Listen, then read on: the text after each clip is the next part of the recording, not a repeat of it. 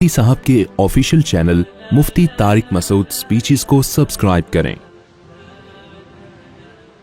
الحمد لله نحمده ونستعينه ونستغفره ونؤمن به ونتوكل عليه ونعوذ بالله من شرور أنفسنا ومن سيئات أعمالنا من يهده الله فلا مضل له ومن يضلل فلا هادي له ونشهد أن لا إله إلا الله وحده لا شريك له ونشهد أن محمدًا عبده ورسوله صلى الله تعالى عليه وعلى آله وأصحابه وبارك وسلم تسليمًا كثيرًا أما بعد فأعوذ بالله من الشيطان الرجيم بسم الله الرحمن الرحيم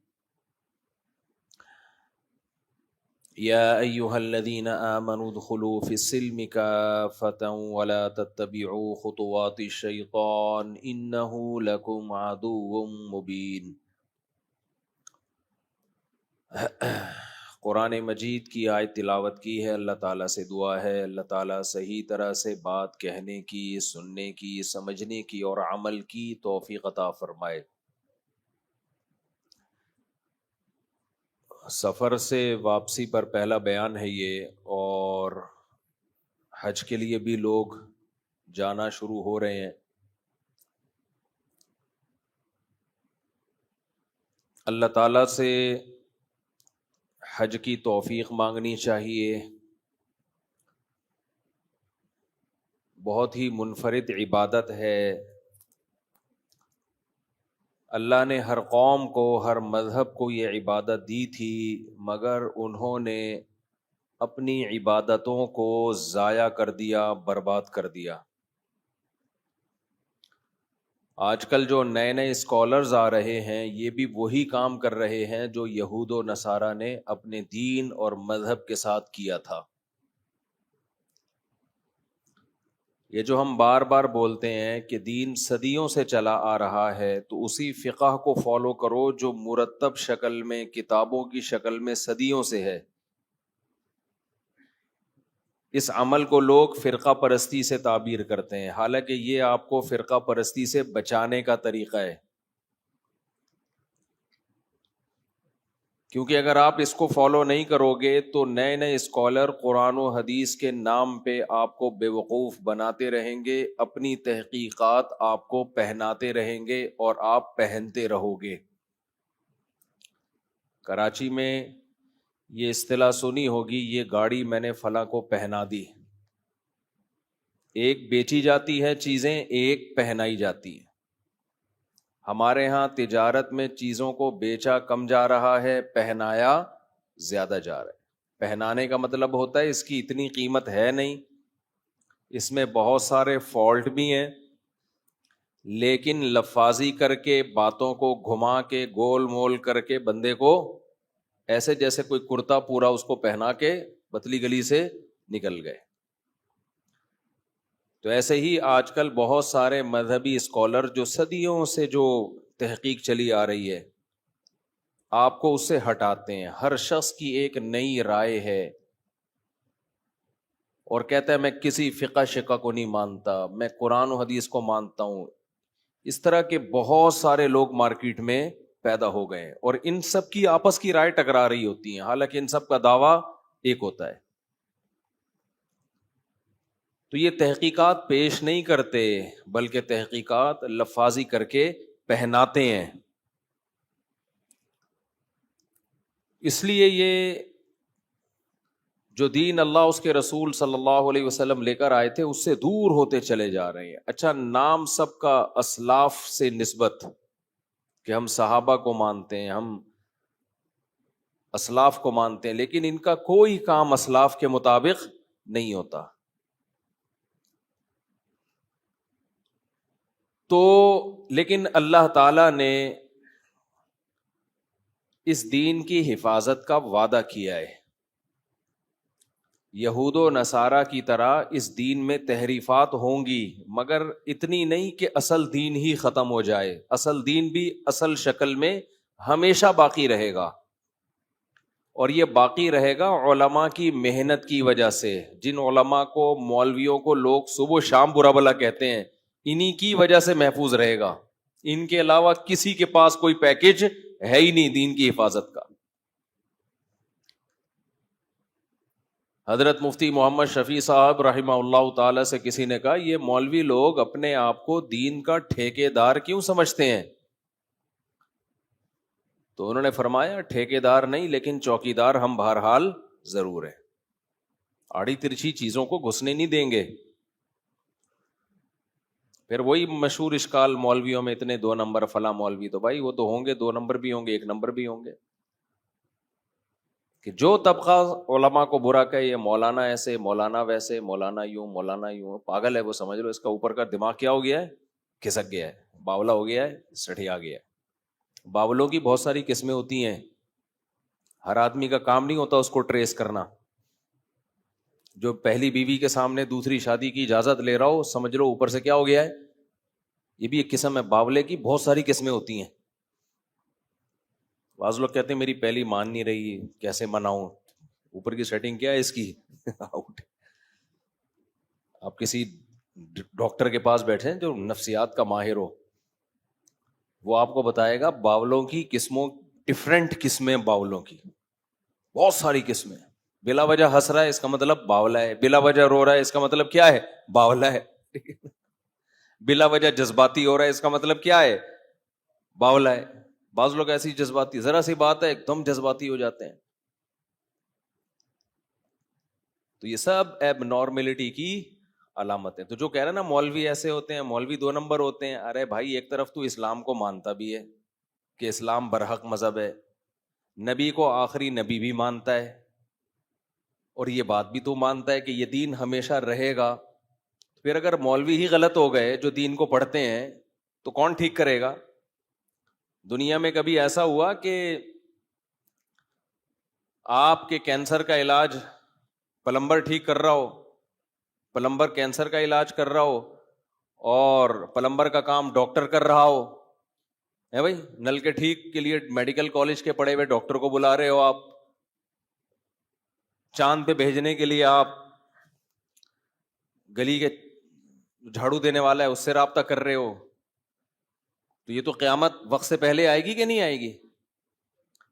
تو اگر دین سیکھنے کے لیے مولوی غلط ہو گئے تو ڈاکٹر انجینئرز تمہیں دین سکھائیں گے؟ تو جو اس طرح کی باتیں کر رہے ہیں تو یہ سمجھ لو کیا ہو گئے ہیں, یہ پاگل ہو گئے ہیں, باولے ہو گئے ہیں. اب میں نے بات تو حج پہ کرنی ہے, لیکن تھوڑی سی 2-4 باتیں دائیں بائیں کیا کریں, اب سفر سے واپس آئے نا, امریکہ سے آئے ہیں, کوئی مذاق بات تھوڑی ہے, امریکہ سے آئے ہیں بھائی. تو پاناما بھی گئے تھے. تو یہ جو تانے لگ رہے ہیں نا, یہ مولوی ہی ہیں جو حج محفوظ ہے, ورنہ جو اسکالرز تھے نا انہوں نے بیڑا غرق کر دینا تھا اب تک. ایکچولی کر کے نا قربانی محفوظ ہے مولویوں کی وجہ سے, ورنہ یہ قربانی یہود و نصارہ میں بھی تھی, انہوں نے بھی تحریفات کر کے نا بیڑا ہی غرق کر دیا. قربانی کی عبادت ہی ان کی مارکیٹ سے شارٹ. تو بات پتہ نہیں کیا کر رہا تھا, کہاں سے کہاں نکلتی ہے بات.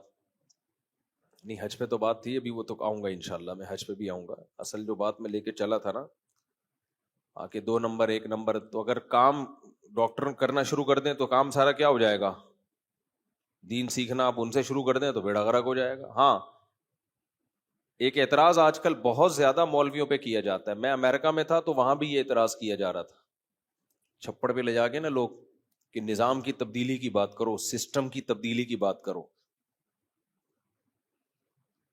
میں نے کہا اتنی کٹ لگے گی نا تمہیں یہاں پہ سسٹم کی تبدیلی, تم یہ بات کسی وکیل کے یا وہاں کے کسی بڑے کے سامنے جا کے بات کرو, اور یہ نوجوانوں کو خراب نہ کرو جو مشکلوں سے ویزے لے لے کے یہاں کھانے کمانے کے لیے پہنچے ہیں.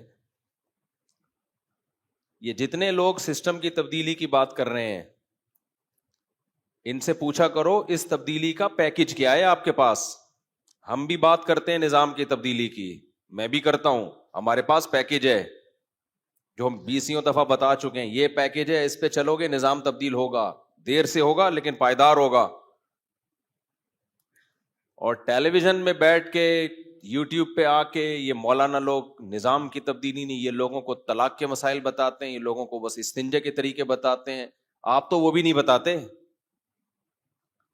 لوگ کہتے ہیں یہ مولانا لوگ نہ بس طلاق کے مسائل بتائیں گے, وراثت کے مسائل بتائیں گے, استنجے کے طریقے بتائیں گے, نظام کی تبدیلی کی تو بات ہی نہیں کرتے. تو آپ بھی تو بات کر رہے ہو, کام دھیلے کا آپ بھی نہیں کر رہے. نوجوانوں کی صلاحیتوں کو ایسی چیز پہ خرچ کر رہے ہو. اب جب ایجنسیاں پکڑتی ہیں, حکومتیں ان پہ چھاپے ڈالتی ہیں, خود مارکیٹ سے شارٹ. تو خوب سمجھ لو, نظام کی تبدیلی کی یقیناً کوشش کرنی چاہیے, پائیدار کوشش, وہ کوشش جس کا کوئی آؤٹ پٹ بھی ہو, جس میں خالی پیلی کی ہوائی باتیں نہ ہو. تو اور علماء وہ کر رہے ہیں, ہمیشہ سے علماء نہیں کی ہے, آج بھی کریں گے تو علماء کریں گے, ان کے دست و بازو بنو آپ. اچھا خیر, ہم کہیں اور نکل گئے. تو میں عرض کر رہا تھا کہ دین سیکھنا کس سے پڑے گا میرے بھائی؟ علماء سے سیکھنا پڑے گا. اگر وہ غلط ہیں تو صحیح بھی انہی میں ہی ہوں گے. دائیں بائیں نکلیں گے نا تو کوئی تھوڑا خراب ہوگا, کوئی زیادہ خراب ہوگا. اچھا کچھ لوگ کہتے ہیں وہ فلاں فلاں اسکالر اتنی صحیح باتیں بھی تو کرتے ہیں, وہ یہ بھی تو صحیح کہتے ہیں, یہ بھی تو صحیح کہتے ہیں, یہ بھی بات تو صحیح کہتے ہیں. دیکھو ساری غلط باتیں دنیا میں مرزا غلام احمد قادیانی نے بھی نہیں کی ہوں گی. سمجھ میں آ رہی ہے بات؟ ساری غلط باتیں دنیا میں شاید شیطان نے بھی نہیں کی ہوں, وہ بھی کبھی کبھار صحیح بات بھی کر دیتا ہوگا شیطان بھی. شیطان نے بولا تھا نا کہ لا تجد اکثرہم شاکرین, اے اللہ تیرے بندے اکثر شکر گزار نہیں ہوں گے. یہ بات شیطان نے غلط کی تھی یا صحیح کی تھی؟ صحیح کی تھی, بالکل صحیح رپورٹ پیش کی تھی اس نے. جب شیطان نے سجدے سے انکار کیا تو اللہ نے اس کو دربار سے نکالا, تو شیطان نے کہا تو مجھے قیامت تک مہلت دے, میں اس کو گمراہ کروں گا. اللہ نے کہا ٹھیک ہے مہلت ہے. شیطان نے رپورٹ پیش کی, حالانکہ ابھی اس نے گمراہ کیا نہیں تھا, لیکن آدم کے بارے میں, ان کی اولاد کے بارے میں رپورٹ پیش کر دی شیطان نے, پوری اپنے سگنیچر اور اسٹیمپ کے ساتھ. اتنی مضبوط رپورٹ تھی جو اللہ نے قرآن میں نازل کیا اس رپورٹ کو. وہ رپورٹ شیطان نے یہ پیش کی, وَلَا تَجِدُ أَكْثَرَهُمْ شَاكِرِينَ, اے اللہ یہ تیرا کھائیں گے, تیرا دیا ہوا پہنیں گے, تیری نعمتوں سے صبح و شام لطف اندوز ہوں گے, لیکن مان کے تیری نہیں چلیں گے. اکثر, 100% نہیں, اکثر. حالانکہ اس وقت تو آدم علیہ السلام کے اولاد بھی نہیں تھی. تو شیطان نے جو رپورٹ پیش کی تھی غلط کی تھی صحیح کی تھی؟ بولو, صحیح کی. اب کوئی آپ کو منع کر رہا ہے کہ شیطان کی اتباع مت کرو, وہ غلط باتیں کرتا ہے, غلط وعدے دلاتا ہے. آپ کہتے ہو نہیں بھائی, وہ جو شیطان نے بات کی تھی دیکھو بالکل کریکٹ نکلی کہ نہیں نکلی, اس کا مطلب شیطان صحیح بات کرتا ہے. تو 100% غلط باتیں تو بھائی شیطان بھی نہیں کرتا. لوگ اس پہ متاثر ہیں, وہ فلاں اسکالر, فلاں اسکالر, اس نے یہ بات بھی صحیح کی تھی, دیکھو یہ صحیح نکلی, دیکھو یہ صحیح نکلی. تو 100% غلط باتیں کوئی بھی نہیں کرتا دنیا میں. ایک اصول ہمیشہ یاد رکھو, اسلام میں نیکی ہو یا برائی ہو, صحیح بات ہو یا غلط بات ہو, اس میں کوانٹٹی کی ویلیو نہیں ہے, کوالٹی کی ویلیو ہے. اس کو ذرا دماغ میں بٹھاؤ. کوانٹٹی کی ویلیو نہیں ہے کہ کون زیادہ باتیں غلط کرتا ہے اور زیادہ صحیح کرتا ہے. یوں ہم دیکھیں, مثال کے طور پر ایک آدمی 99 باتیں صحیح کرتا ہے, ایک غلط کرتا ہے, تو کوانٹٹی کے لحاظ سے, مقدار کے لحاظ سے اس کی غلط باتیں کم ہیں, صحیح باتیں بولو زیادہ. 99 صحیح, ایک غلط. دوسرا وہ شخص ہے جو 99 غلط باتیں کرتا ہے, ایک صحیح کرتا ہے, تو کوانٹٹی کے لحاظ سے وہ زیادہ غلط کر رہا ہے اور زیادہ صحیح. تو لوگ اس طرح سے ناپتے ہیں بندوں کو کہ یار اس کی زیادہ تر باتیں صحیح ہوتی ہیں, ہاں ایک دو غلط تو ہو ہی جاتی ہیں ہر ایک سے, اور اس کی زیادہ تر باتیں غلط ہوتی ہیں, ایک دو صحیح ہوتی ہیں. اس طرح سے لوگ ناپ رہے ہوتے ہیں. یہ کسی کو پہچاننے کا طریقہ غلط. نہیں آئی میرا خیال ہے بات سمجھ میں؟ ابھی سمجھاتا ہوں مثال سے، انشاءاللہ سمجھ میں آ جائے گی۔ دیکھو ایک مذہبی اسکالر ہے، 99 باتیں صحیح کر رہا ہے، ماں باپ کی خدمت کیا کرو، یہ غلط بات ہے صحیح بات ہے؟ صحیح بات ہے بھائی۔ ماں باپ کے سامنے اف نہ کہو، غلط بات ہے صحیح بات ہے؟ آپ نے کہا یار کیا اسکالر، 4 شادیاں کیا، یہاں کر سکتا ہوں، امریکہ میں منہ بند ہو گیا تھا میرے 4 شادیوں کی، ٹھک کر کے نا جیل۔ امریکہ میں 4 شادیوں کی ترغیب میں منہ روک کے پہ بیٹھا ہوا ہوں 2 ہفتوں سے، صحیح ہے نا؟ دیکھو اپنا ممبر، اپنا پاکستان، سبحان اللہ یار، دے دنادن 4 شادیوں کی بات کرو، کوئی پوچھنے والا نہیں ہے۔ وہاں تو بھائی کیس بن جاتا ہے، 2 شادیوں کی ترغیب دو کسی کو۔ اس لیے جو آتا تھا حضرت کتنی شادیاں کر سکتے، میں کہتا چھاؤں میں آ جا بھائی، ادھر نہیں، چھاؤں میں۔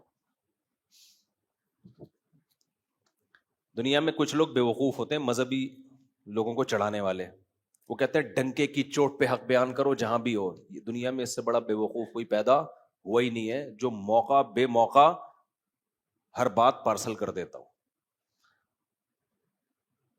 سمجھتے ہو؟ تبلیغ کا کبھی بھی یہ اصول نہیں ہے کہ ڈنکے کی چوٹ پہ جو چاہے بول دو۔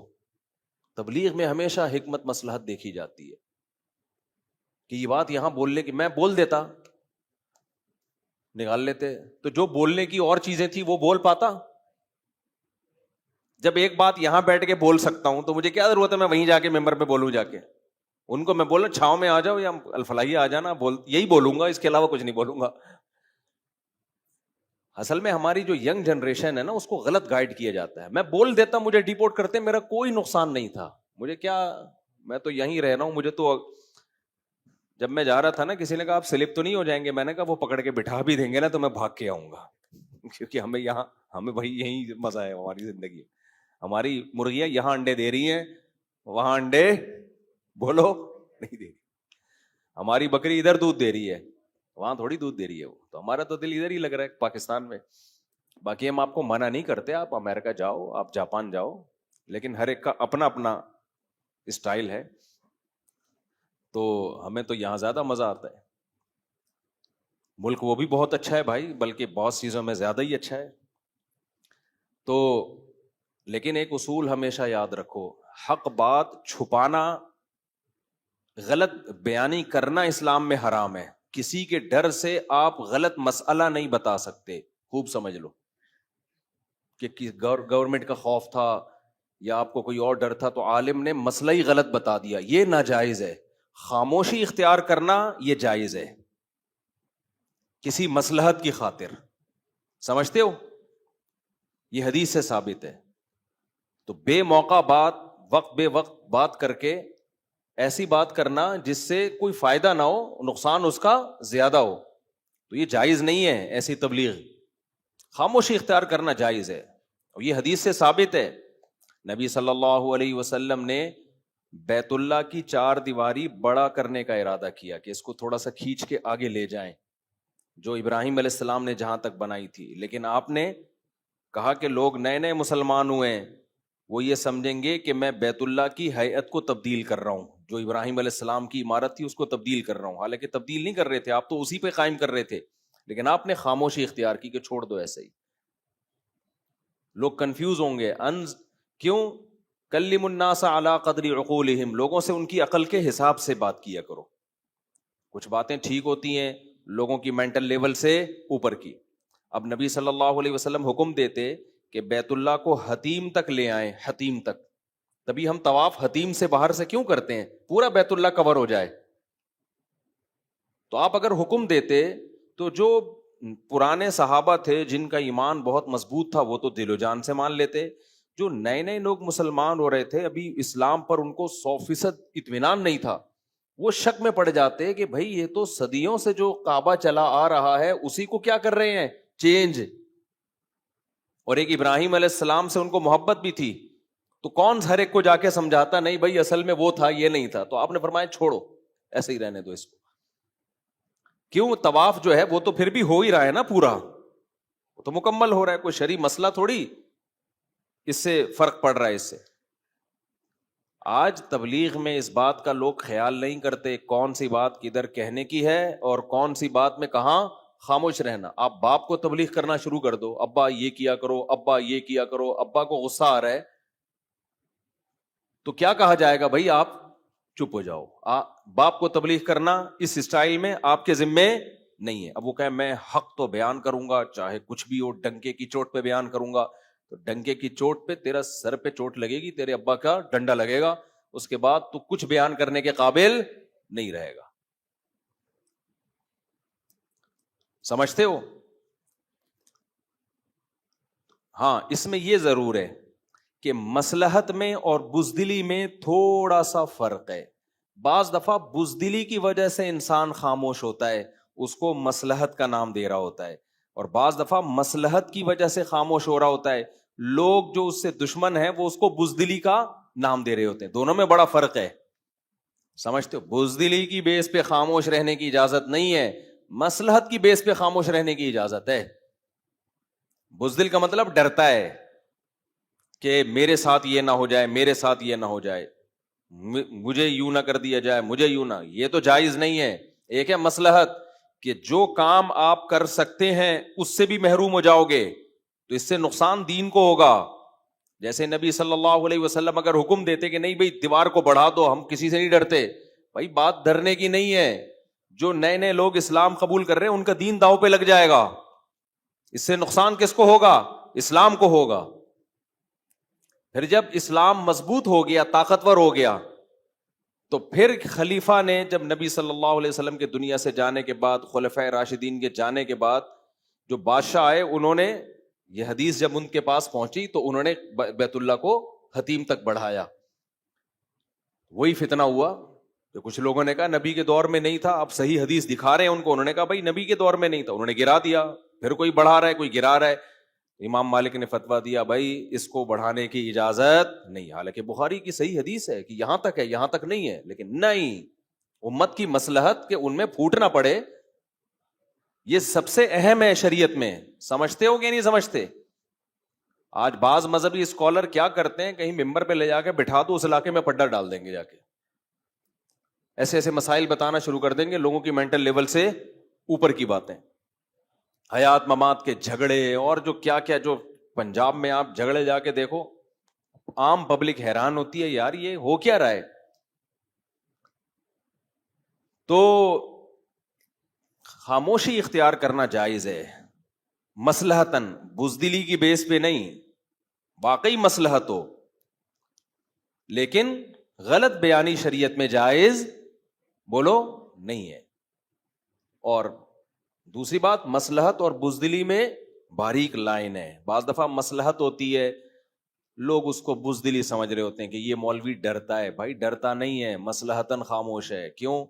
بہت ساری مصلحتیں ہو سکتی ہیں, تو لوگ کہتے ہیں ڈر گیا, ڈر نہیں رہا ہوتا وہ. اور بعض دفعہ ڈر رہا ہوتا ہے, اس کو نام کیا دے رہا ہوتا ہے؟ مصلحت کا. یہ بھی ہوتا ہے, اصل میں جو ڈر رہا ہے تو نام اس کو مصلحت کا دے رہا ہوتا ہے. تو یہ فرق کرنا صاحب حکمت کا کام ہوتا ہے. تبھی اللہ تعالیٰ نے قرآن میں جس نعمت کو سب سے بڑی نعمت قرار دیا ہے نا, وہ ہے حکمت. یؤتی الحکمت من یشاء, جس کو چاہتا ہوں حکمت دیتا ہوں. یہ حکمت یہی تو ہے کہ آپ کو پتہ چل جائے تکبر اور استغنا میں فرق, آپ کو تواضع میں اور احساس کمتری میں فرق پتہ چل جائے. استغنا الگ چیز ہے, تکبر میں انسان اکڑتا ہے, استغنا میں بھی اکڑتا ہے, لیکن استغنا کی اکڑ اللہ کو پسند ہے, تکبر کی اکڑ اللہ کو پسند بولو نہیں ہے. دونوں میں فرق ہے. ایک ہے تواضع, ایک ہے احساس کمتری. تواضع اللہ کو پسند ہے, بعض دفعہ تواضع نہیں ہوتی, احساس کمتری کی وجہ سے مرا جا رہا ہوتا ہے, زمین میں گڑا جا رہا ہوتا ہے. وہ سمجھتا ہے میں بہت متواضع ہوں. متواضع تھوڑی ہے تو, تجھے تو تیرے اللہ جو اللہ نے صلاحیتیں دی, کم بخت تجھے انہی کا ہی پتہ نہیں ہے, تو کچھ دنیا میں کر ہی نہیں سکتا. ابھی ان پہ میں تواضع کسے کہتے ہیں, احساس کمتری کسے کہتے ہیں, تکبر کسے کہتے ہیں, استغنا کسے کہتے ہیں, مصلحت اور بزدلی, یہ الگ الگ مستقل ٹاپکس ہیں. اترانا الگ چیز ہے, شکر گزاری الگ چیز ہے. بعض دفعہ انسان اپنی نعمتیں لوگوں کے سامنے بیان کر رہا ہوتا ہے, وہ اترا نہیں رہا ہوتا, وہ شکر گزار ہوتا ہے. یہ عمل اللہ کو پسند ہے, لیکن یہی بیان کرنا بعض دفعہ اترانا کہلاتا ہے, فخر کہلاتا ہے. یہ اللہ کو پسند نہیں ہے. تو صاحب حکمت بتائے گا کہ کس کا عمل تکبر اترانا ہے اور کس کا عمل شکر گزاری ہے. ہمارے حضرت مفتی رشید احمد صاحب جب آ کے بیٹھتے مجلس میں, تو جو آدمی ان کے مزاج سے واقف نہیں تھا نا, وہ جب اپنی تعریفیں کرتے تو نیا آدمی سمجھتا ان کے اندر تو بڑے اترا رہے ہیں بھائی, میرے اندر یہ خوبی, میرے اندر یہ خوبی, مجھے اللہ نے یہ دیا, تو وہ سمجھتے شو مار رہے ہیں. ہم چونکہ ان کی صحبت میں رہ چکے تھے, ہمیں پتا تھا شو نہیں مار رہے ہیں, ان کے مزاج میں شو ہے ہی نہیں. ان کے مزاج میں اللہ نے شکر گزاری کا جذبہ دیا ہے. نہیں یار یہ زیادہ پیچیدہ ہو گیا, اب دوبارہ آ رہا ہوں واپس, زیادہ گاڑا ہو گیا میرا خیال ہے بیان. تو یہ ہر چیز میں نا ایک الگ الگ ٹاپک ہے یہ. تو خیر میں جو مثال دے رہا تھا کہ ایک آدمی بیان کر رہا ہے 99 چیزیں غلط, ایک چیز صحیح. تو کوانٹٹی کے لحاظ سے غلط باتیں زیادہ ہیں, صحیح باتیں کم ہیں. دوسرا بیان کر رہا ہے 99 صحیح ایک غلط. تو لوگ دیکھتے ہیں یار 99 باتیں تو صحیح کر رہے ہیں نا, چلو ایک غلط کر رہا ہے, کوئی بات نہیں. بھائی یہ کسی کو جانچنے کا طریقہ بولو نہیں ہے. اسلام میں کوانٹٹی سے زیادہ ویلیو کس کی ہے؟ کوالٹی کی. اس کی دلیل کیا ہے؟ قیامت کے دن اعمال, گناہ اور نیکیاں گنی جائیں گی یا تولی جائیں گی؟ بولو بھائی, جو زیادہ نیکیاں لایا ہے جنت میں جائے, ایسا ہونا چاہیے, کیا خیال ہے؟ جو کم نیکیاں لایا ہے جہنم میں جائے؟ نا نا نا نا نا, اللہ نے کہا نہیں, زیادہ اور کم کی تو میں نے بات ہی نہیں کی ہے. یہ جو زیادہ لے کر آئے گا 99 نیکیاں اور ایک گناہ لایا, تو 99 نیکیاں چل بھائی جا جنت میں, ایک گناہ ہے تو چل بخش دیا. اور جو لایا 99 گناہ اور ایک نیکی, اس کو کہاں جانا چاہیے؟ بلکہ 51 نا. بھائی اللہ میاں یوں فرما دیتے کہ جو زیادہ نیکیاں لائے گا وہ جنت میں, جو زیادہ برائیاں لائے گا وہ کہاں؟ جہنم میں. یہ معیار ہونا چاہیے تھا نا. تو پھر جو 51 نیکیاں اور 49 گناہ لایا, اسے کہاں جانا چاہیے؟ منہ سے یعنی بول لیں چاہیے نا, 51 نیکیاں اور 49 گناہ, کیونکہ اس کی نیکیاں زیادہ ہیں, گناہ کیا ہیں؟ کم ہیں. تو جو اسکالر 99 صحیح باتیں کر رہا ہے, ایک غلط کر رہا ہے, اسے بھی جنت میں جانا چاہیے نا. کیا خیال ہے بھائی صاحب؟ میں کوئی چارٹرڈ اکاؤنٹنٹ کے ایکویشنز تو نہیں حل کروا رہا آپ سے بیٹھ کے نا, سیدھی سیدھی مثالیں دے رہا ہوں بھائی. تو جو 99 نیکیاں لایا ہو ایک گناہ, اسے کہاں جانا چاہیے؟ جنت میں, کیونکہ نیکیاں زیادہ ہیں, گناہ کیا ہیں؟ کم ہیں. لیکن اللہ میاں کے ہاں یہ معیار نہیں ہے. اللہ میاں نے یہ نہیں فرمایا جو زیادہ نیکیاں لائے گا وہ جنت میں, جو زیادہ گناہ لائے گا وہ جہنم میں. نا نا نا, اللہ میاں نے فرمایا فمن ثقلت موازینہ, جس کی نیکیوں کا پلڑا جھک گیا, وزنی ہو گیا, چاہے ایک ہی نیکی ہو.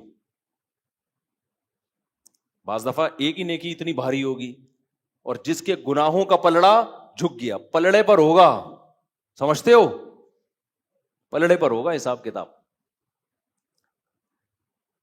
اب اس میں مبہم رکھ دیا کہ بھائی ایک گناہ ہو سکتا ہے وزنی بہت ہو سکتا ہے, وہی ساری نیکیوں کو کھا کے ختم. اور ایک نیکی ہو سکتا ہے ایسی خاندانی وزن ویٹ اتنا ہو کہ سارے زندگی کے گناہوں کو اژدہے کی طرح کھا کے ختم.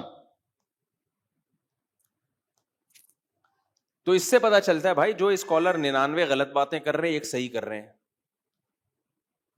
تو اس کا مقابلہ اس سے نہیں کرانا جو 99 صحیح کر رہا ہے ایک غلط. نا نا نا, دیکھنا ہے کہ وہ جو ایک غلط ہے اس کا ویٹ کتنا ہے.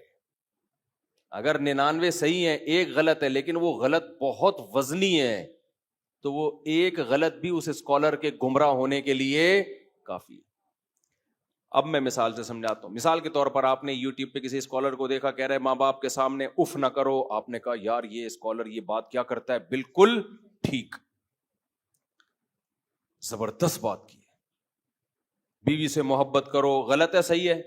یار یہ ہمیشہ میاں بیوی کے حقوق پر اچھی بات کرتا ہے. عورت کو کہتا ہے کہ شوہر کی اطاعت کرو, شوہر کو کہتا ہے بیوی سے محبت کرو. زبردست, خاندانی ہو گیا. حج کیا کرو، عمرہ کیا کرو، نماز پڑھا کرو، زکوٰۃ. یار ساری باتیں تو صحیح ہیں، مولوی پتہ نہیں اس کے پیچھے کیوں پڑ گئے ہیں. ایک بات وہ صرف غلط کرتا ہے، وہ یہ کہ اللہ کے سوا کسی اور کو بھی پکارا کرو. بھائی یا اللہ مدد کے ساتھ یا رسول اللہ مدد بھی چلتا ہے. بھائی اگر تم نے اللہ میاں کے یعنی بیت اللہ کو سجدہ کر لیا ٹھیک ہے، کبھی قبر کو بھی کر لیا تو اتنا برا نہیں ہے جتنا یہ وہابڑوں نے پھیلایا ہوا ہے. اتنا بھی برا نہیں ہے. وہابیوں کی سپرلیٹو ڈگری ہے وہابڑے، کیونکہ میں تو کمنٹس میں دیکھ رہا ہوتا ہوں نا. ہمیں جہاں بہت سے لوگ اپریشیٹ کر رہے ہوتے ہیں، بہت سے پتہ نہیں کیا کیا بھی کر رہے ہوتے ہیں. تو یہ وہابڑوں کو کیا پتا. تو اگر کسی نے کر لیا تو کیا ہو گیا اس میں؟ تو بھائی یہ بات تو ایک غلط کی ہے، لیکن یہ اتنی غلط ہے، اتنی وزنی ہے کہ یہ کسی کے گمراہ ہونے کے لیے بولو کافی ہے. یہ اتنا کافی ہے کہ اس کو سننا چھوڑ دو ورنہ بیڑا غرق ہو جائے گا تمہارا. کیونکہ یہ مسئلہ تو اللہ نے قرآن و سنت میں اتنی وضاحت سے بیان کر دیا ہے کہ اگر کوئی یہ بات کرتا ہے اس کا مطلب الحم سے لے کے والناس تک قرآن کا ایک حرف بھی اس کی سمجھ میں نہیں آیا تو یہ تمہیں نکاح طلاق کے مسائل کہاں سے بتائے گا؟ وہ ہو سکتا ہے چوری کر کر کے دوسروں کی کتابیں دیکھ کے بتا رہا ہو، جس کی اتنی تحقیق نہیں ہے کہ ایاک نعبد و ایاک نستعین، اے اللہ ہم تیری ہی عبادت کرتے ہیں، تجھی سے مدد طلب. اس کو اس کا مطلب نہیں آتا تو کیا کرنا کیا ہے پھر اس کا؟ ہم نے نہیں آئی بات تو پھر تو یہ باتیں تو بھی سبھی کر لیتے ہیں. یہ کون سا تیر مار لیا اس نے؟ اتنے بڑے مسئلے میں جس نے تحقیق میں غلطی کر لی تو نکاح طلاق کے مسائل میں کہاں سے صحیح بات کرے گا؟ اگر وہ کر رہا ہے تو علماء کی کتابوں سے چوری کر کے کر رہا ہے، اپنی تحقیق نہیں ہے. محقق ہوتا تو توحید کے مسئلے میں اتنی بڑی ڈنڈی نہ مارتا. نہیں آ رہی میرا خیال ہے بات سمجھ میں؟ ہم غامدی صاحب کے کیوں خلاف ہیں؟ غامدی صاحب بھی بہت ساری باتیں ٹھیک بھی کرتے ہیں، لیکن جو غلط کرتے ہیں نا وہ اتنی غلط ہوتی ہیں کہ ہماری درجہ اولا کے بچے کو پتا ہے کہ غلط ترجمہ ہو رہی ہے. سمجھ رہے ہو کہ نہیں سمجھ رہے؟ یہ محترم ڈنڈی مار رہے ہیں ترجمے میں. حضرت عیسیٰ کی حیات کا انکار کہ حضرت عیسیٰ آسمانوں پہ زندہ ہیں، یہ غلطی ایک ہے، اس کا وزن بہت زیادہ ہے. کیونکہ آپ سارے صحابہ کو، تابعین، تبع تابعین، چاروں ائمہ، محدثین، فقہا سب کو سمجھ رہے، ان کو قرآن و سنت کا پتہ تھا ہی نہیں. اب ہمیں پتہ چلا ہے قرآن و سنت کیا ہے. یہ غلطی ایک ہے، لیکن یہ آپ کی علمی حیثیت کو 2% کی اس نے نہیں چھوڑا. آپ کو یہ بتا دیا کہ آپ کی تحقیق 2% کی بھی نہیں ہے، کچھ بھی نہیں آتا آپ کو. باقی جو صحیح باتیں آپ کر رہے ہیں وہ تو سارے کر رہے ہیں، تو آپ بھی کر لو ٹھیک ہے. کیا کون سا آپ نے کوئی تیر مار لیا اس میں؟ نہیں آ رہی میرا خیال ہے بات. عیسیٰ علیہ الصلوۃ والسلام کے بارے میں اجماع امت کیا ہے؟ حضرت عیسیٰ آسمانوں پہ زندہ ہیں. اب ہم جب اس میں سختی کرتے ہیں نا کہ یہ مسئلہ اجماعی ہے، غامدی صاحب نے جو اس کی مخالفت کی ہے غلط ہے، تو لوگ کہتے ہیں دیکھو غامدی صاحب کتنی محبت سے سمجھاتے ہیں اور یہ مولوی کیسے جذباتی ہوتے ہیں. کیونکہ ہمیں اس مسئلے کے ویٹ کا اندازہ ہے، اس لیے جذباتی ہوتے ہیں. وزن کا اندازہ ہے. جس نے تھوڑا سا بھی قرآن پڑھا ہو، حدیث پڑھی ہو، اس کو اس مسئلے کے ویٹ کا بولو اندازہ ہے کہ یہ کتنا وزنی ہے. اتنا ہلکا نہیں ہے جیسے آپ نے اڑا دیا اس کو ایکچولی کر کے. نہیں آئی میرا خیال ہے بات. یہ تو اجماعی عقیدہ ہے بھائی، اور قرآن کہہ رہے جو اجماع امت کے خلاف چلے گا نولیہ ما تولا، جہاں جا رہے ہیں ہم جانے دیں گے اس کو. یہ بڑی سخت دھمکی ہے. پھر اس کی کوئی لگام نہیں ہوگی، بے لگام اونٹ کی طرح چلتا رہے گا. پھر وہ اتنا غلط ترجمہ، اتنا توڑا موڑا ہے آیت کو. اب جن کو نہیں آتا ترجمہ وہ تو کہیں گے کہ یار تحقیق ہے. جنہوں نے پڑھا ہوا ہے وہ کہیں گے بھائی آپ چھوٹی غلطی کر لیتے یار، رفع الیدین کے مسئلے میں کر لیتے، زور سے آمین آہستہ آمین، یہ جھگڑے چل رہے ہیں ہمیشہ سے، کر لیتے. اتنے بڑے مسئلے میں آپ نے اتنا بڑا بلنڈر مارا. جیسے انجینئر علی مرزا نے آیت کا ترجمہ غلط کیا نا، خلا والی آیت کا. پوری امت کا اجماع ایک طرف ہے اور آپ نے کہہ دیا عورت کو بھی عدالت سے ڈیورس کا حق ہے جس طرح مرد کو طلاق دینے کا حق ہے. تو یہ چھوٹا مسئلہ نہیں ہے جو انجینئر سے جو غلطی ہوئی ہے نا. یہ ویٹ کیا ہے؟ یہ بہت وزنی ویٹ ہے. آپ نے جو غلطی کی ہے وہ کام کیا جو یہود و نصارہ میں بھی نہیں تھا. آسمانی مذاہب میں ہمیشہ سے نکاح ختم کرنے کا اختیار مرد کے پاس ہوتا ہے، ہمیشہ سے. یہ تو اب سیکولر لبرل حکومتوں نے آ کے عورت کو اختیارات دیے ہیں. تو یہ مسئلہ ایک ہے، لیکن یہ آپ کی علمی شخصیت کو 2% کا نہیں چھوڑتا. اس سے پتہ چلتا ہے آپ کی علم کی حیثیت 2% کی نہیں ہے. پتہ ہی نہیں آپ کو قرآن و سنت میں لکھا ہوا کیا ہے، تو آپ باقی مسائل میں جو پیچیدہ ہیں ان میں کیا تحقیق کرو گے؟ تو بعض دفعہ مسئلہ ایک ہوتا ہے، وزن اس کا بولو بہت ہیوی ہوتا ہے. یہ جو کہتے ہیں نا، انجینئر صاحب نے 20 دفعہ یہ دعویٰ کیا ہے کہ عورت کو بھی ڈیورس کا حق ہے، یعنی خلا کے ذریعے جس طرح مرد کو حق ہے. یہ لطیفہ ہے، یہ لطیفہ جس کو تھوڑا سا قرآن و سنت کا علم ہے. اتنا بڑا بلنڈر یار، پورا خاندانی نظام کی ایسی کی تیسی، اور آپ کو نہ بخاری کا پتا، نہ مسلم کا پتا، نہ اجماع امت کا پتا. تحقیق تو کر لیتے.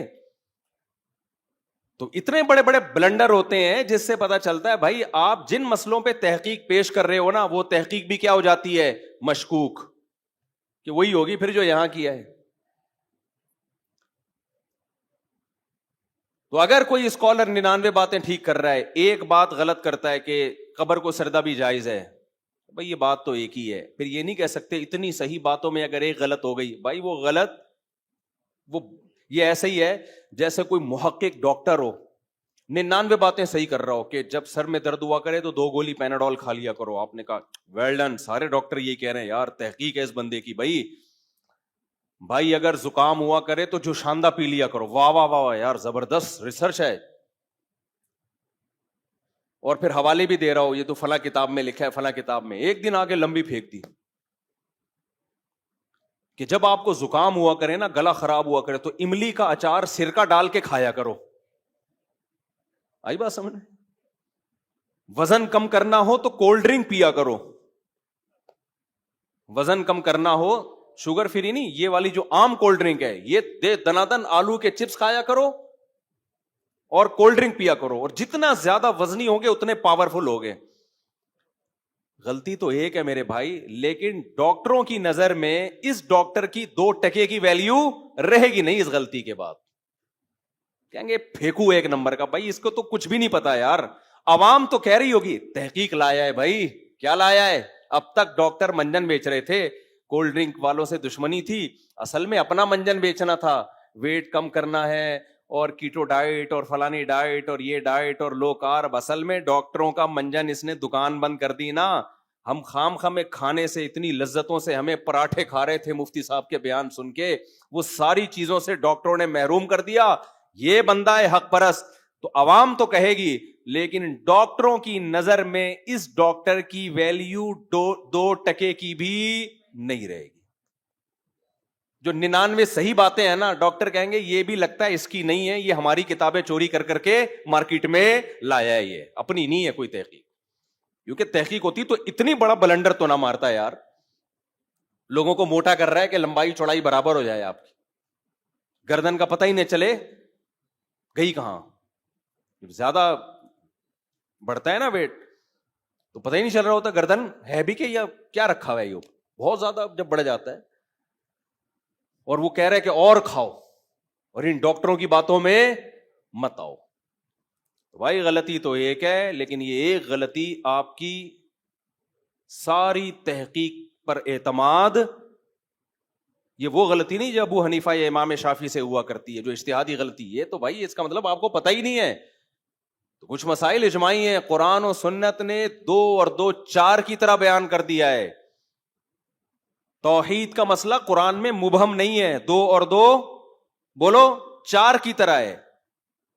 عالم الغیب صرف اللہ کی ذات ہے، اللہ کے علاوہ نہ عطائی علم کسی کے پاس کلی، نہ ذاتی علم.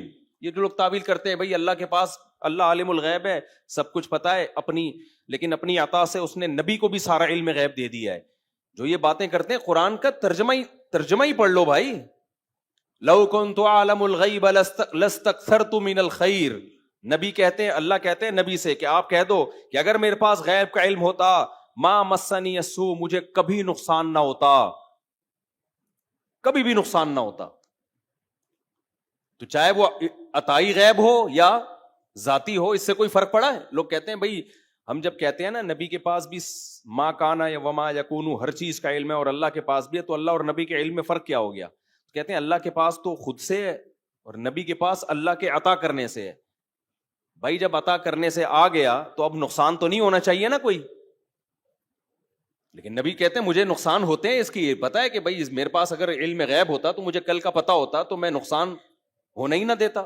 ابراہیم علیہ السلام کو اگر پتا ہوتا کہ بچہ ذبح کر رہے ہیں نہیں ہوگا دمبا یا بکرا, تو یہ قربانی ہوتی. تو جو اتنی بڑی بڑی چیزوں کا انکار کر کے کہے کہ نبی کے پاس ما کانا یا وما یکون ہر چیز کا علم ہے, تو یہ آپ سے غلطی ایک ہوئی ہے, لیکن یہ اتنی وزنی ہے کہ آپ کی تحقیق پر اعتماد ختم کرنے کے لیے کافی ہے کہ بھئی آپ کو کخ بھی نہیں آتا قرآن و سنت کا, آپ قرآن و سنت کی تشریح کے علاوہ کوئی اور کام کرو, کائنڈلی آپ دوسری شادی کر لو, آپ یہ کام چھوڑ دو. آپ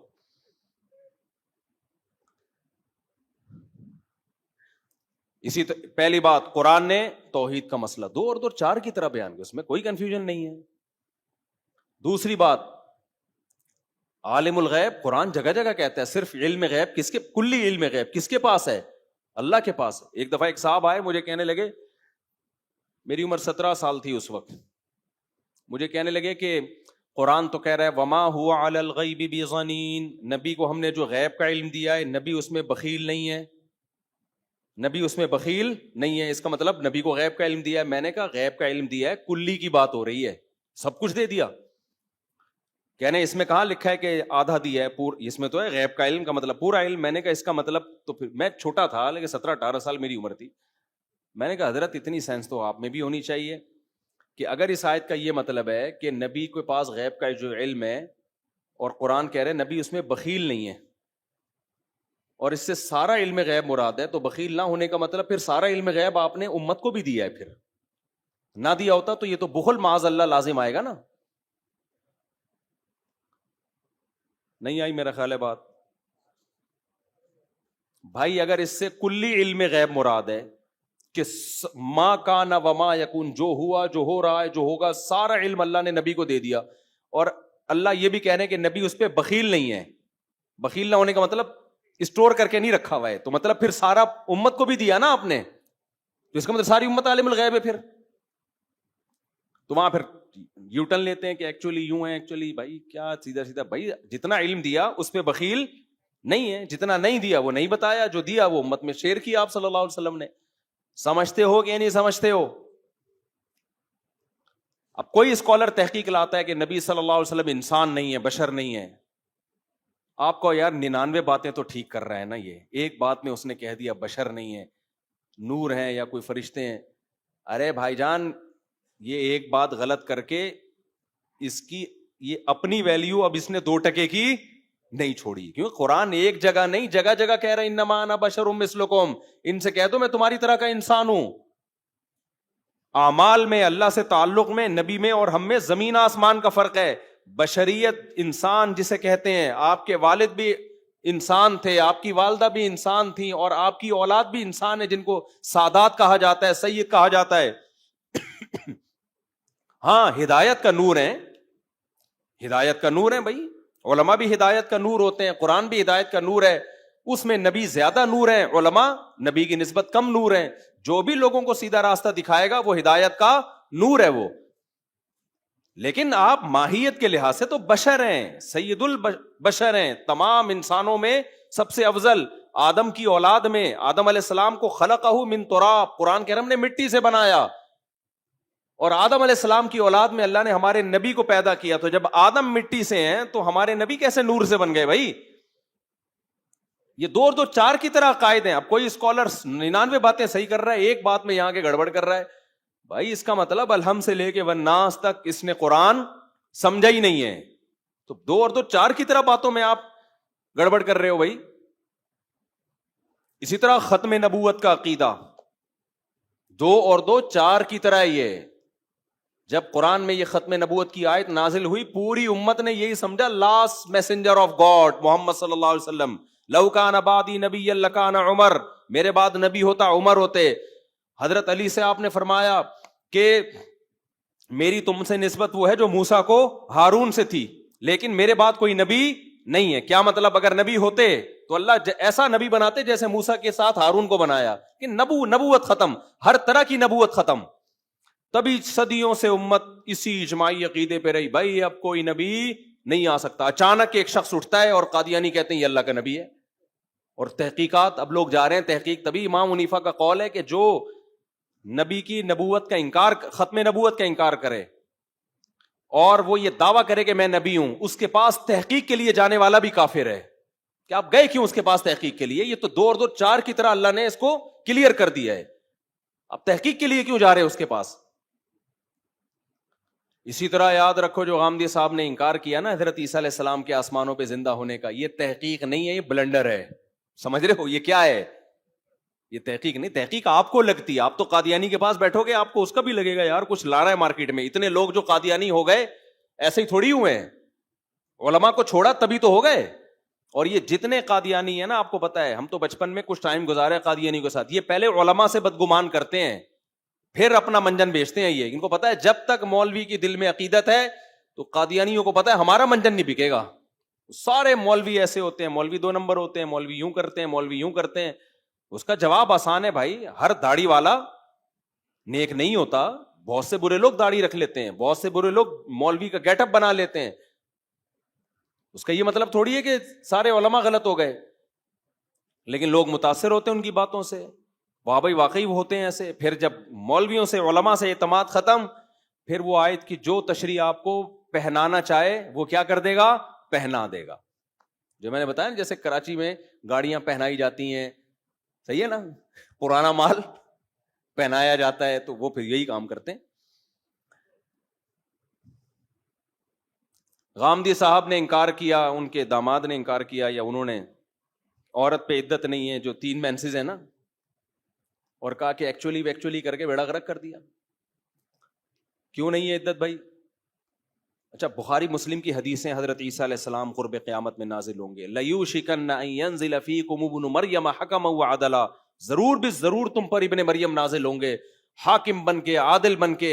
یکسر الصلیب، صلیب کو ختم کریں گے. وَيَقْتُلُ الْخِنزِيرَ، خنزیر کا دنیا سے خاتمہ کریں گے. وَيَضَعُ الْجِزْيَةَ، ایسی لڑائی ہوگی جزیہ کا نظام ختم کر دیں گے.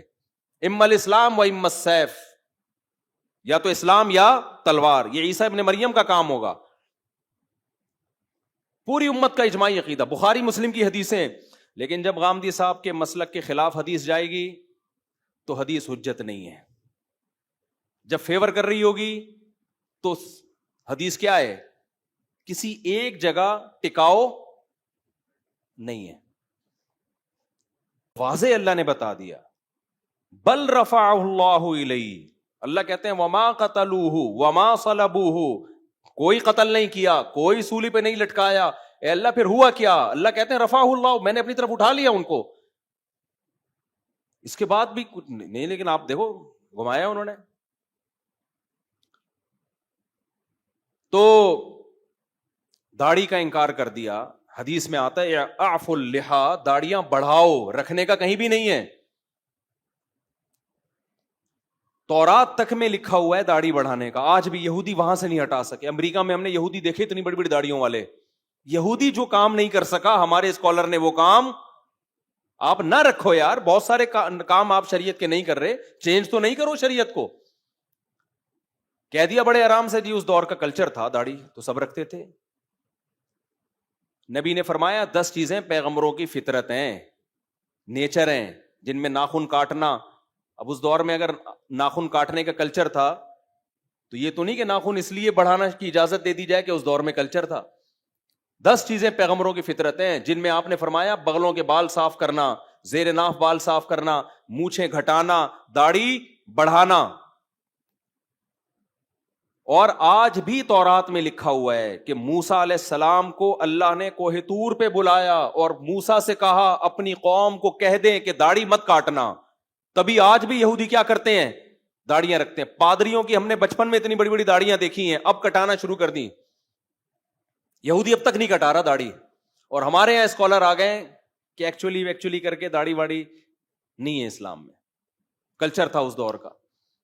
تو یہ چھوٹا جرم نہیں ہے، یہ بلنڈر ہے. ٹھیک ہے نا، اس سے آپ کی باقی تحقیقات کی بھی کوئی ویلیو بولو نہیں رہتی.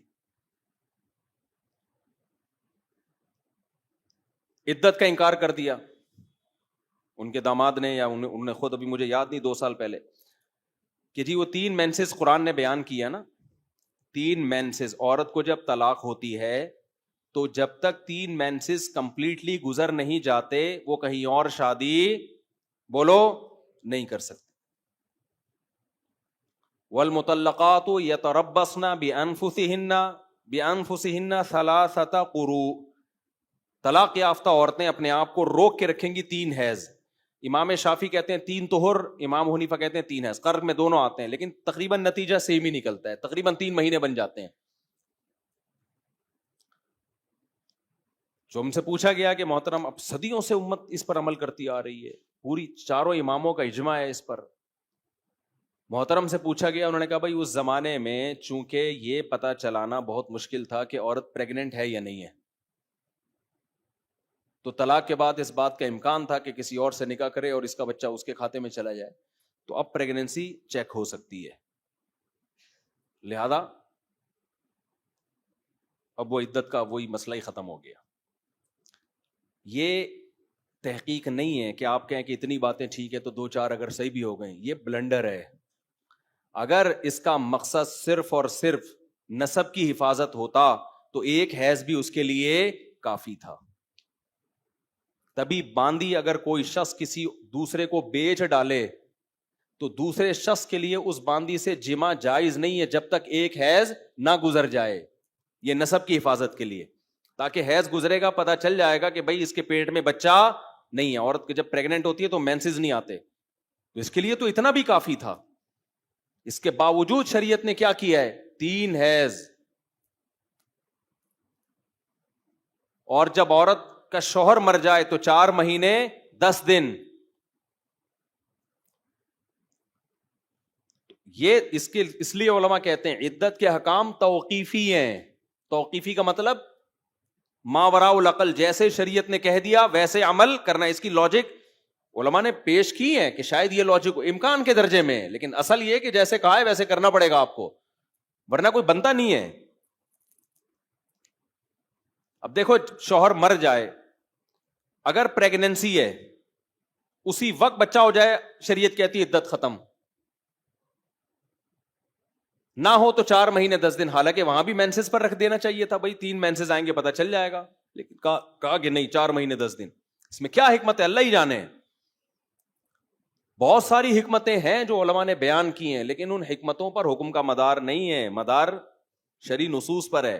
اور غامدی صاحب نے کیا بلنڈر کیا بہت بڑا،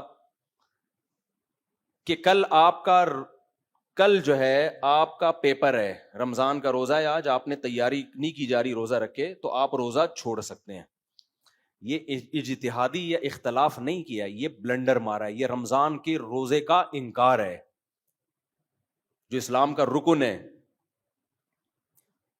دلیل کیا دی ہے؟ بھائی سفر میں بھی تو اسی وجہ سے ہے نا کہ مشقت ہوتی ہے، ٹینشن ہوتی ہے. تو ٹھیک ہے بھائی، اگر ٹینشن ہو رہی ہے قوم کے مستقبل کے لیے.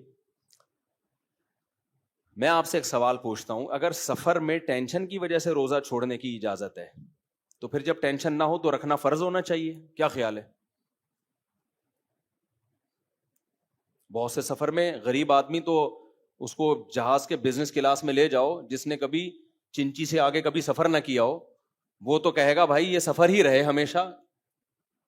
جب کراچی میں یہ بسیں آئی ہیں نا، گرین بس، نئی 50 روپے ٹکٹ تھا، ایئر کنڈیشن بس تھی. اب تو میرا خیال ہے سب ٹوٹ ٹاٹ گیا ہوگا. اتنا عرصہ کراچی میں ہو نہیں سکتا کہ کوئی چیز تمیز سے چلے. اللہ کرے چل رہی ہے، اے سی بھی لگا ہوا ہے اس میں، سب سیٹ. قیامت کی علامت ہے، علامات قیامت شروع ہو چکی ہیں. تو ان بسوں میں غریبوں نے کیا کیا ہے؟ ایک کا انٹرویو آیا، 50 روپے دے کے بیٹھ گئے اندر، سارا دن بس میں ہی بیٹھا رہا ہے. اس نے کہا اور کچھ ملے نہ ملے کم از کم گرمی سے نجات تو مل گئی نا. تو بھائی اگر ٹینشن کی وجہ سے، علت ٹینشن ہے، فقہاء نے اس مسئلے کو بیان کیا ہے کہ سفر میں نماز قصر کی جائے گی، روزہ چھوڑنا جائز ہے. اس کی حکمت ہے مشقت، علت اس کی مشقت نہیں ہے، علت سفر ہے. اب علت اور حکمت میں کیا فرق؟ مشقت علت اور حکمت میں کیا فرق ہوتا ہے اس میں کئی دفعہ بیان کر چکا ہوں. حکمت تو یہی ہے کہ بھائی مشقت ہوتی ہے, لیکن مشقت نہیں بھی ہو, شریعت نے مدار سفر پہ رکھا ہے, لہذا گھر میں اگر مشقت ہو تو بھی روزہ رکھنا پڑے گا, سفر میں ٹینشن نہ بھی ہو تو بھی چھوڑنا جائز ہے. سمجھ میں آ رہی ہے بات کہ نہیں آ رہی ہے؟ اب گھر میں آپ جتنی بڑی ٹائم بیوی سے پھٹا ہو گیا, روزہ نہیں رکھا جا رہا آپ سے, سحری نکل گئی, اس سے بڑی کیا ٹینشن ہوگی؟ کراچی کے گرمیوں کے روزوں میں آپ میں سحری میں آنکھ نہ کھلی, یہ کم ٹینشن ہے. کیا روزہ چھوڑنا جائز ہو جائے گا آپ کے لیے؟ نہ. جتنی بھی بھائی روزہ کبھی سردیوں میں ہوتا ہے, کبھی گرمیوں میں ہوتا ہے. میں نے مسئلہ بتایا تھا نا, مزدور کے لیے روزہ چھوڑنا جائز نہیں ہے. بہت لوگوں نے کہا خود مزدوری کر کے دیکھو نا, پتا چلے روزہ کتنا مشکل ہے. بھائی میرا باپ کا دین نہیں ہے, اللہ کا دین ہے. روزہ رکھنے والے سارے بے روزگاروں کے لیے تھوڑی اللہ نے حکم دیا رمضان کے روزے کا. کوئی بے روزگار ہوگا, کوئی روزگار پہ ہوگا, کسی کی ٹف روزگار ہوگا, کسی کا ہلکا روزگار ہوگا. اس میں اللہ نے یہ تھوڑی کہ اتنے کلو اگر مشقت ہو رہی ہے تو روزہ چھوڑ سکتے ہو, اتنے کلو نہیں ہو رہی تو نہیں. یہ کون فیصلہ کرے گا بیٹھ کے؟ ایک اصول بنا دیا بھائی رمضان کا روزہ ہے تو ہے, صرف مریض, بیمار آدمی اور مسافر چھوڑ سکتا ہے, اس کے علاوہ کسی کو اجازت نہیں ہے. مزدور کو بھی رکھنا پڑے گا. تو کیا کرائیٹیریا ہے آپ کے پاس بھائی؟ ہاں مزدور کو ہلاکت کا خوف ہے تو علماء نے زبردست مسئلہ بیان کیا, بھائی رکھے روزہ, چھوڑنے کی دلیل نہیں ہے, لیکن جب ڈر ہو کہ میں بے ہوش نہ ہو جاؤں یا موت کا خطرہ لاحق ہو جائے تو پھر توڑ دے وہ, کیونکہ جان بچانا فرض ہے. اور جب بیمار ہونے کا خطرہ ہو تو بھی بیماری میں اللہ نے اجازت دی ہے, بیماری کا خطرہ بھی بیماری میں داخل ہے. رکھے گا روز, رکھے روز توڑے, معاف ہے. چھوڑنے کی اجازت نہیں ہے اس کو, چھوڑ کس بس پہ رہا ہے؟ یہ ہمارا دین تھوڑی ہم خود ہی اصول بنا کے مارکیٹ میں پارسل کرتے رہے. ورنہ مشقت کو اگر ایسے بے لگام چھوڑ دیا جائے, ایک آدمی کہہ رہا ہے کل میرا پیپر ہے, دوسرا کہہ رہا ہے آج میرا بیوی سے جھگڑا ہوا ہے, اگر میں نے روزہ رکھا کل تو طلاق کا خطرہ ہے مجھے, کیونکہ روزے میں میرا دماغ صحیح کام نہیں کرتا, کل طلاق ہو جائے گی, اس لیے طلاق سے بچنے کے لیے میں روزہ کیا کر رہا ہوں, چھوڑ رہا ہوں. اگلا کہے گا تو نہیں رکھے گا تو بیوی کہے گی ابھی کیا میں سمجھاؤں یار, چھوڑو. تو اس لیے علماء دین کے ٹھیکیدار نہیں ہیں لیکن چوکیدار ہیں. سمجھتے ہو؟ روزہ چھوڑنے کی, آپ کو رمضان کا روزہ چھوڑنے کی اجازت نہیں ہے. اور دین فقہا جو باقاعدہ پراپر وے میں فقہ پڑھتے ہیں نا, ان سے سیکھا کرو. قرآن حدیث کے نام پہ اسکالر تو بہت آ رہے ہیں, کہ اسکالر نے اس رمضان میں بیان کیا کہ جو حاملہ عورت ہے اور دودھ پلانے والی وہ بھی روزہ چھوڑ سکتی ہے کیونکہ یہ بیماری ہے. کون سی کتاب میں لکھا ہے کہ دودھ پلانا بیماری ہے بھائی, اور پریگننسی بیماری ہے؟ پریگننٹ نہ ہونا بیماری ہے, اس کا علاج کرایا جاتا ہے.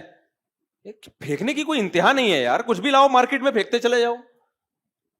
پراپر وے میں جب تک فقہ اصول فقہ نہ پڑھا ہو نا, اصول فقہ یہ قرآن و سنت ہی سے فقہا نے نکالا ہے. تو دودھ پلانے والی عورت کو روزہ چھوڑنے کی اجازت نہیں ہے. ہاں بعض عورتیں کہتی ہیں ہم دودھ پلاتے ہیں, چکر آتے ہیں, جب آ رہے ہیں یہ غالب گمان ہے تو پھر چھوڑ سکتی ہو.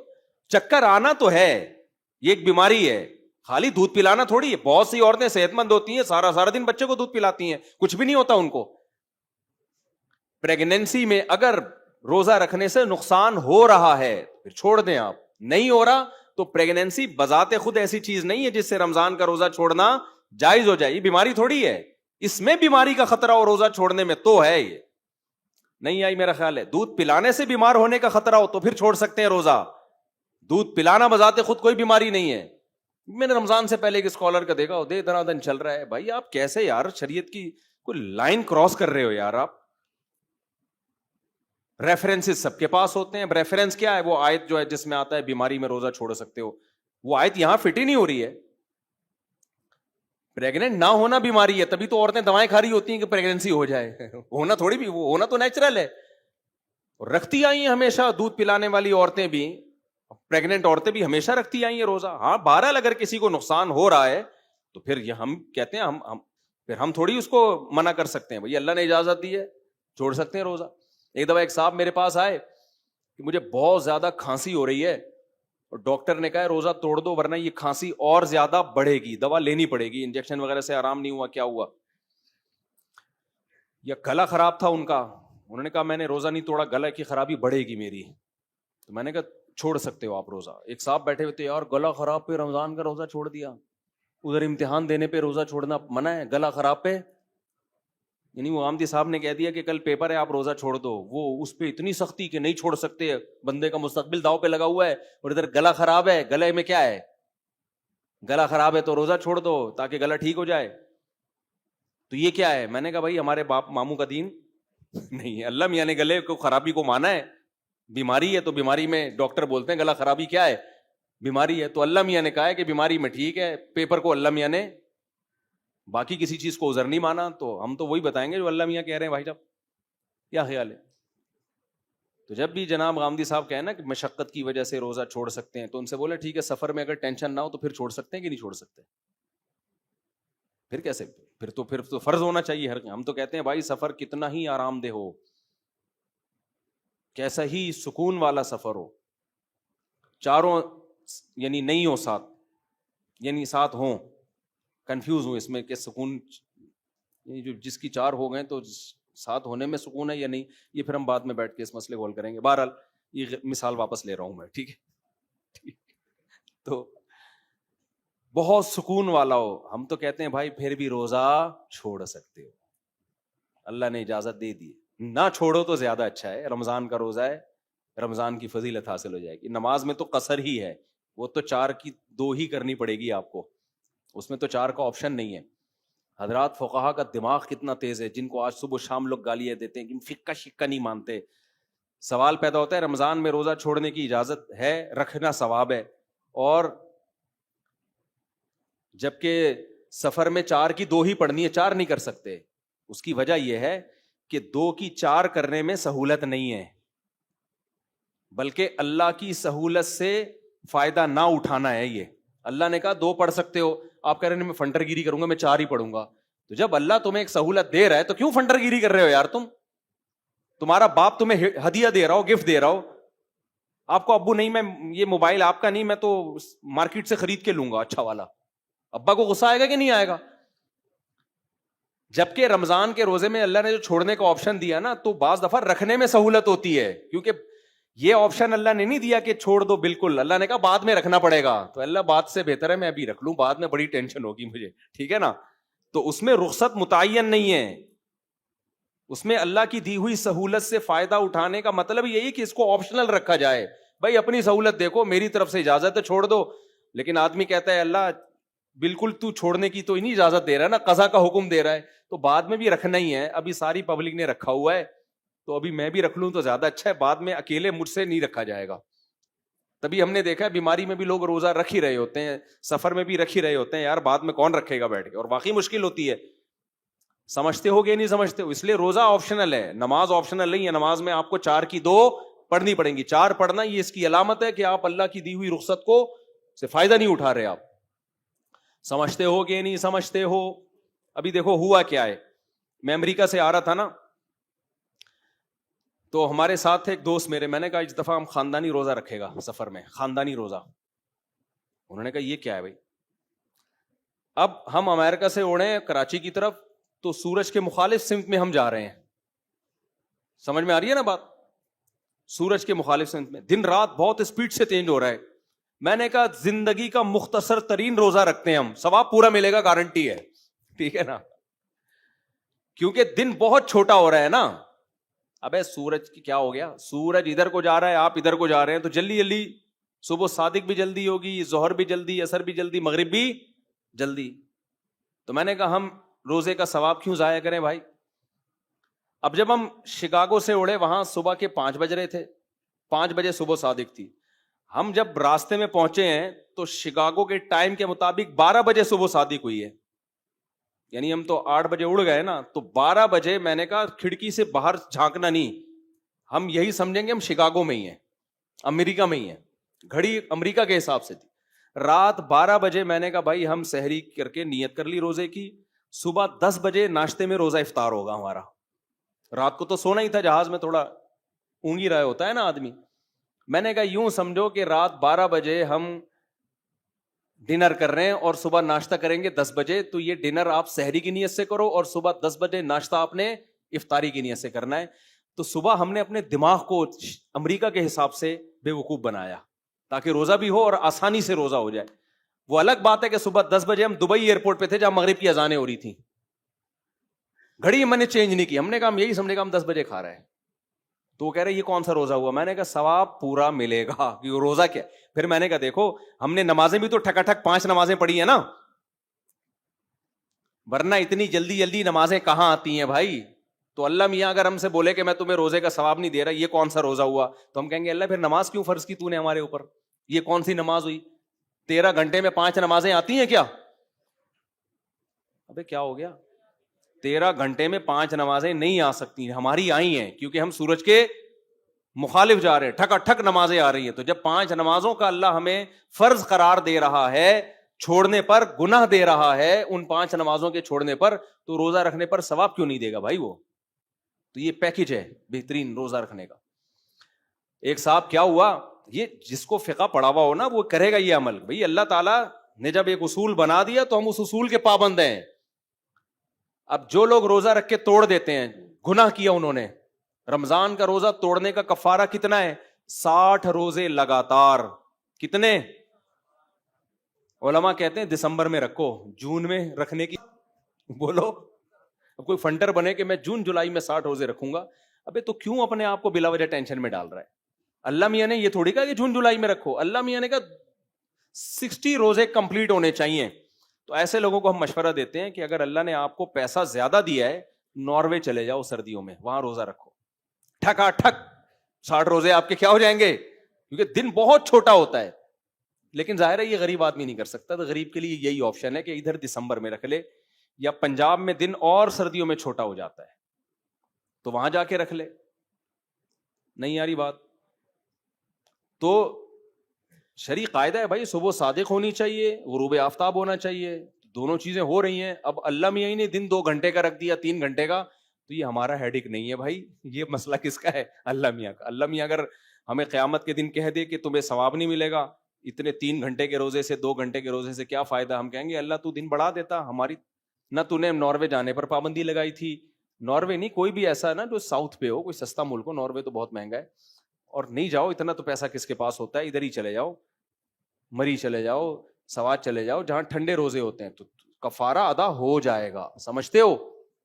نہیں سمجھتے میرا خیال ہے. کفارہ بہرحال ادا, کیونکہ ہم نے اس فارمیلٹی کو جو اللہ کا قانون ہے اس کو پورا کرنا ہے. اب ناروے میں رمضان کے روزے لوگ رکھتے ہیں نا, 2-2, 3-3, 4-4 گھنٹے کے روزے ہوتے ہیں, اتنے مختصر روزے. تو آپ کا کیا خیال ہے, ان کے روزے نہیں ہوتے کیا؟ اب کوئی کہہ ہے اتنے سے روزے سے بہتر ہے نہ ہی رکھو. نا نا نا نا, جو یہاں گرمی میں روزہ چھوڑنے پر گناہ ہے وہی وہاں سردی میں نہ, اس کو روزہ چھوڑنے کی اجازت اس بیس پہ کہ 2-3 گھنٹے سے کیا ہوتا ہے, نہ ہمیں اس بیس پہ کہ 18 گھنٹے سے کیا ہوتا ہے. صحیح ہے نا؟ رمضان جب آئے گا جتنا مرضی پسینہ نکالے, جتنی مرضی لیند ہو. اب دیکھو ناروے میں گرمیوں میں لوگوں نے 20-20 گھنٹے کے روزے رکھے ہیں. ہمارے دوست کہتے ہیں ہم رکھتے ہیں, ادھر افطاری کی, ادھر عشاء کی اذان ہوئی, ادھر سحری, بس افطاری سحری ایک ہی ہوتی تھی اور فوراً اگلے دن کا روزہ شروع. تو مجھے کہتے تھے مفتی صاحب بہت لمبے روزے ہیں. ابھی جب جون جولائی, یہ جو ہمارے جب جون میں روزے تھے نا, تو ناروے میں روزے بہت لمبے تھے, رکھے ان لوگوں نے. میں ان سے کہتا ہوں, ان کو میں نے کہا بیٹا تم لوگ جو ہے سردیوں میں مزے بھی تو تم نے بہت اڑائے ہیں, سردیوں کے روزے تمہارے 4-4, 5-5 گھنٹے کے روزے, تو اب گرمیوں کے 20-20 گھنٹے کے بھی انجوائے کرو. سمجھ رہے ہو؟ تو کہاں سے کہاں بات چلی گئی, بیان لمبا ہو گیا, بس سمیٹ کے ختم کرتا ہوں بات. پھر حج پہ انشاءاللہ اگلے ہفتے ہم چلیں گے. تو ابھی تو صرف اس پہ بتانے کے لیے کہ دین کس سے سیکھنا ہے بھائی, علماء سے سیکھنا ہے. ہاں 2 نمبر ہوتے ہیں علماء میں, لیکن 1 نمبر بھی کس میں ملیں گے آپ کو؟ علماء. اور یہ نہ دیکھا کرو اتنی باتیں فلاں کی صحیح ہیں, ایک غلط ہو گئی تو کیا ہو گیا. بھائی وہ ایک غلط کی کوالٹی دیکھا کرو, کوانٹیٹی نہ دیکھا کرو. اس کا وزن اتنا بھاری ہوتا ہے نا کہ اس سے اس اسکالر کی حیثیت ختم. اب کوئی اسکالر آ کے کہ میں 5 نمازوں کو نہیں مانتا, 4 ہے اسلام میں, تو بھائی آپ کی تو ویلیو کیا ہو گئی؟ ایک غلطی ہے, لیکن اس غلطی نے آپ کی حیثیت کو 2 ٹکے کا نہیں چھوڑا. تو حضرت عیسیٰ کی حیات یہ اجماعی مسئلہ ہے. حضرت عیسیٰ علیہ السلام آسمانوں پہ زندہ ہیں, قرب قیامت میں نازل ہوں گے. اسی طرح رمضان کا روزہ فرض ہے, ایسے سفر بیماری میں چھوڑ سکتے ہو, اس کے علاوہ نہیں چھوڑ سکتے. طلاق کے بعد, شوہر کی وفات کے بعد عورت پر عدت بولو فرض ہے 3 مینسز یا 4 مہینے 10 دن, اور جس کو مینسز نہیں آتے اس کی 3 مہینے 90 دن. یعنی اسلامی لحاظ سے اگر مہینے کی پہلی تاریخ سے ہے تو 3 مہینے, چاہے وہ کتنے بھی دن بنے, اگر بیچ میں شروع کیے تو 90 دن. تو یہ عدت کے مسائل ہو گئے, وراثت کے مسائل ہو گئے, اور بہت سارے مسائل ہیں جو اجماعی مسائل ہیں, ان میں اختلاف کی. اچھا, صحابہ کا مسئلہ بھی اجماعی ہے. کسی صحابی کے خلاف بدگمانی پھیلانا, ایسا ان کے عمل کو پیش کرنا جس سے لوگوں کو لگے کہ یہ فاسق تھے, یہ بھی اجماعی امت کے خلاف ہے. سمجھتے ہو, کوئی اسکالر یہ بات کر رہا ہے تو پھر یہ نہیں دیکھا جائے گا اتنی باتیں صحیح میں غلط ہو گئی تو وہ غلط کا ویٹ اتنا زیادہ ہے کہ بھائی اب اس کی حیثیت 2 ٹکے کی نہیں رہی ہے, اس نے اتنا بڑا بلنڈر کر دیا ہے. تو اللہ تعالیٰ سے دعا ہے اللہ تعالیٰ ہمارے ایمان کی, اعمال کی حفاظت کرے. وما علینا الا البلاغ. Share everything. Experience share کریں. میں ایک ہفتہ رہا ہوں, 1 ہفتہ تو پھر پاناما چلا گیا تھا نا, 5.5-6 گھنٹے کی فلائٹ ہے وہاں سے الگ. امریکہ بہت خوبصورت ملک ہے, سب ساری دنیا کو پتا ہے, اس میں کوئی نئی چیز تو ہے نہیں. تھوڑا زیادہ خوبصورت لگا ہمیں, سننے میں جیسا ہوتا ہے دیکھنے میں, باہر سے بہت خوبصورت ہے. گھروں کے اندر کے جو حالات ہیں وہ صرف مسلمانوں کے ہی اچھے ہیں, غیر مسلموں کے حالات بہت خراب ہیں. جیسے مسلمانوں کے گھر میں جاؤ گے آپ کو ملیں گے میاں بیوی بچے, 1 آدھ بہو 1 آدھ داماد. غیر مسلموں کے گھر میں جاؤ گے تو 1 بڈھا یا 1 عدد بیچاری بڑھیا, بہت کم میں بڈھا بڈھی دونوں, بچے تو سوال ہی پیدا نہیں ہوتا. بہو داماد تو بہت کوئی ان کا پہنچا ہوا ہوگا جس کو دعائیں لگی ہوں گی کبھی کسی زمانے میں. تو اندر کے حالات بہت ڈینجرس ہیں, سمجھتے ہو. اس لیے اسلام کے ساتھ سب چیزیں اچھی ہیں, وداؤٹ اسلام سب بکواس ہے. اچھا بھائی, مفتی صاحب نکاح کے بعد طلاق سے بچنے کے لیے بیوی سے کون سے الفاظ ایسے ہیں جن سے طلاق واقع ہو جاتی, وضاحت کر دیں. بھائی طلاق کا لفظ زبان سے نہ نکالیں کبھی بھی, لفظ حرام کا لفظ نہ نکالیں کہ تم مجھ پر حرام ہو, لفظ حرام سے بھی بہرحال طلاق ہو جاتی ہے. اور بس یہ 2 لفظ ہی ہیں. بیوی طلاق مانگ رہی ہو تو پھر یوں نہ کریں ٹھیک ہے تم میری طرف سے یعنی میرے نکاح سے آزاد ہو, ایسا لفظ استعمال نہ کریں. باقی وہمی نہ بنے اس میں, جب تک طلاق دیں گے نہیں ہوگی نہیں. بہت سے لوگ وہمی ہو جاتے ہیں, میں نے یوں کہہ دیا تو یوں نہ ہو گئی, ایسا کچھ نہیں. کچھ یوٹیوب کے کلپ پہ کلپ پڑے ہوئے ہیں مذہبی اسکالرس کے کہ بعض دفعہ اس سے بھی ہو جاتی ہے اس سے بھی. بھائی طلاق میں یا تو صریح لفظ ہوگا یا کنایا. صریح لفظ ہے ڈیورس ہے, لفظ طلاق ہے, لفظ حرام ہے. باقی کنایات ہیں, کنایات میں قرینہ دیکھا جاتا ہے, سیاق و سباق سے صاف پتہ چل رہا ہے کہ طلاق کے علاوہ کوئی اور نیت ہی نہیں ہے تو ٹھیک ہے, نہیں ہے تو پھر نہیں ہوگی طلاق. تو وہمی نہ بن جاؤ, اس سے بہت وہم کی بیماریاں پھیلتی ہیں. مفتی صاحب میاں بیوی کے چند بنیادی موٹے موٹے حقوق بیان کر دیں, مختصر وضاحت کر دیں, تاکہ آج کل میاں بیوی اتنے موٹے موٹے آ رہے ہیں, ان کے حقوق بھی موٹے موٹے, پراٹھے کھا کھا کے پیزے کھا کھا کے دونوں کیا ہو رہے ہیں موٹے موٹے. تو موٹے موٹے حقوق جو اللہ رسول نے بیان کیے ہیں وہ یہی ہیں کہ عورت پر لازم ہے شوہر کی اطاعت کرے, یہ شوہر کا بنیادی حق ہے. وہ اپنے آپ کو شوہر کے پیرالل نہ سمجھے, وہ سمجھے کہ گھر کا سربراہ یہ شوہر ہے, یہ بنیادی حق ہے شوہر کا. اور شوہر کے ذمے ہے اس کا بنیادی نان نفقہ. حدیث میں آتا ہے جو خود کھائے وہی اس کو بھی کھلائے, جو خود پہنے وہی اس کو بھی پہنائے, مطلب اسی اسٹینڈرڈ کا. تو یہ اس کا بنیادی حق ہے. اور اسے ٹائم دے, یہ بھی بنیادی حقوق میں داخل ہے. شادی ہو گئی, اس کے بعد مارکیٹ سے بندہ شارٹ, 12 بجے تک گٹر کے ڈھکن پہ بیٹھا رہتا ہے دوستوں کے ساتھ, 2 بجے تک, پھر آتا ہے منہ ادھر کر کے سو جاتا ہے, پھر صبح اٹھ کے آفس چلا جاتا ہے. تو اس کو کچھ وقت دینا بھی اس کے بنیادی حقوق میں سے. اچھا, جب میں ایسی بات کرتا ہوں تو دل جلے بھی ہوتے ہیں. جب میں نے بیان میں بات کی ہے نا بیوی کے حقوق کی, تو کچھ دل جلے شوہروں کے غلط کمنٹس آ رہے ہوتے ہیں. جب بیان میں بات کی ہے شوہر کے حقوق کی, کل دل جلی بیویوں کے غلط کمنٹس آ رہے ہوتے ہیں. تو بھائی ہر کسی کو غلط شوہر ملتا ہے, کسی کو غلط بیوی ملتی ہے, تو سب ایک جیسے تھوڑی ہوتے ہیں. ہم تو جنرلی اصول بیان کرتے ہیں نا. اب جنرلی تو یہی ہوتا ہے میاں ٹائم نہیں دیتا بیوی کو, لیکن بعض دفعہ الٹا ہوتا ہے, میاں آتا ہے گھر میں, وہ چاہتا ہے بیگم کے ساتھ بیٹھوں گپ شپ, بیگم کے ناک پہ ہر وقت مکھی بیٹھی رہتی ہے, وہ ذرا سی باتوں پہ منہ بنا کے بیٹھی ہوتی, وہ ٹھیک ہی نہیں ہو رہی ہوتی کسی طریقے سے. تو پھر اس میں تو غلطی کس کی ہے؟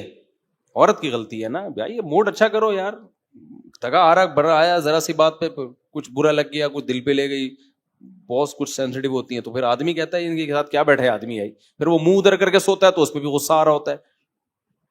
تو کہہ رہا ہے نا بھائی وہ تمیز سے بات ہو رہی ہے, نہ منہ ادھر کر کے سونے دے رہی ہے, تو جائے کہاں پھر وہ مجھے گالیاں دیتے ہیں کہ ان کے مشورے پہ شادی کی تھی, پھنس گیا میں. تو بعض آدمیوں کے دماغ خراب ہوتا ہے, وہ کبھی سیدھا منہ ہوتا ہی نہیں ان کا, جب بھی گھر میں آتے ہیں ٹیڑھے منہ ہی ہوتا ہے ان کا, ناک پہ مکھی بٹھائی بھی ہوتی. بعض عورتیں ٹیڑھی ہوتی ہیں, تو دونوں ٹھیک, بہت خوش قسمت ہیں کہ دونوں کیا ہیں, انسان کے بچے ہیں, بہت ہی کم ہوتا ہے.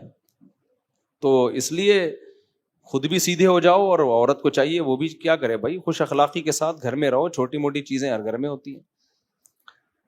بیسک یہی ہے کہ بس وہ اس کو چاہیے پراپر ٹائم دے, اور تمیز سے بات کرے, بیگم کی عزت کرے, اس کو محبت سے بات کرے.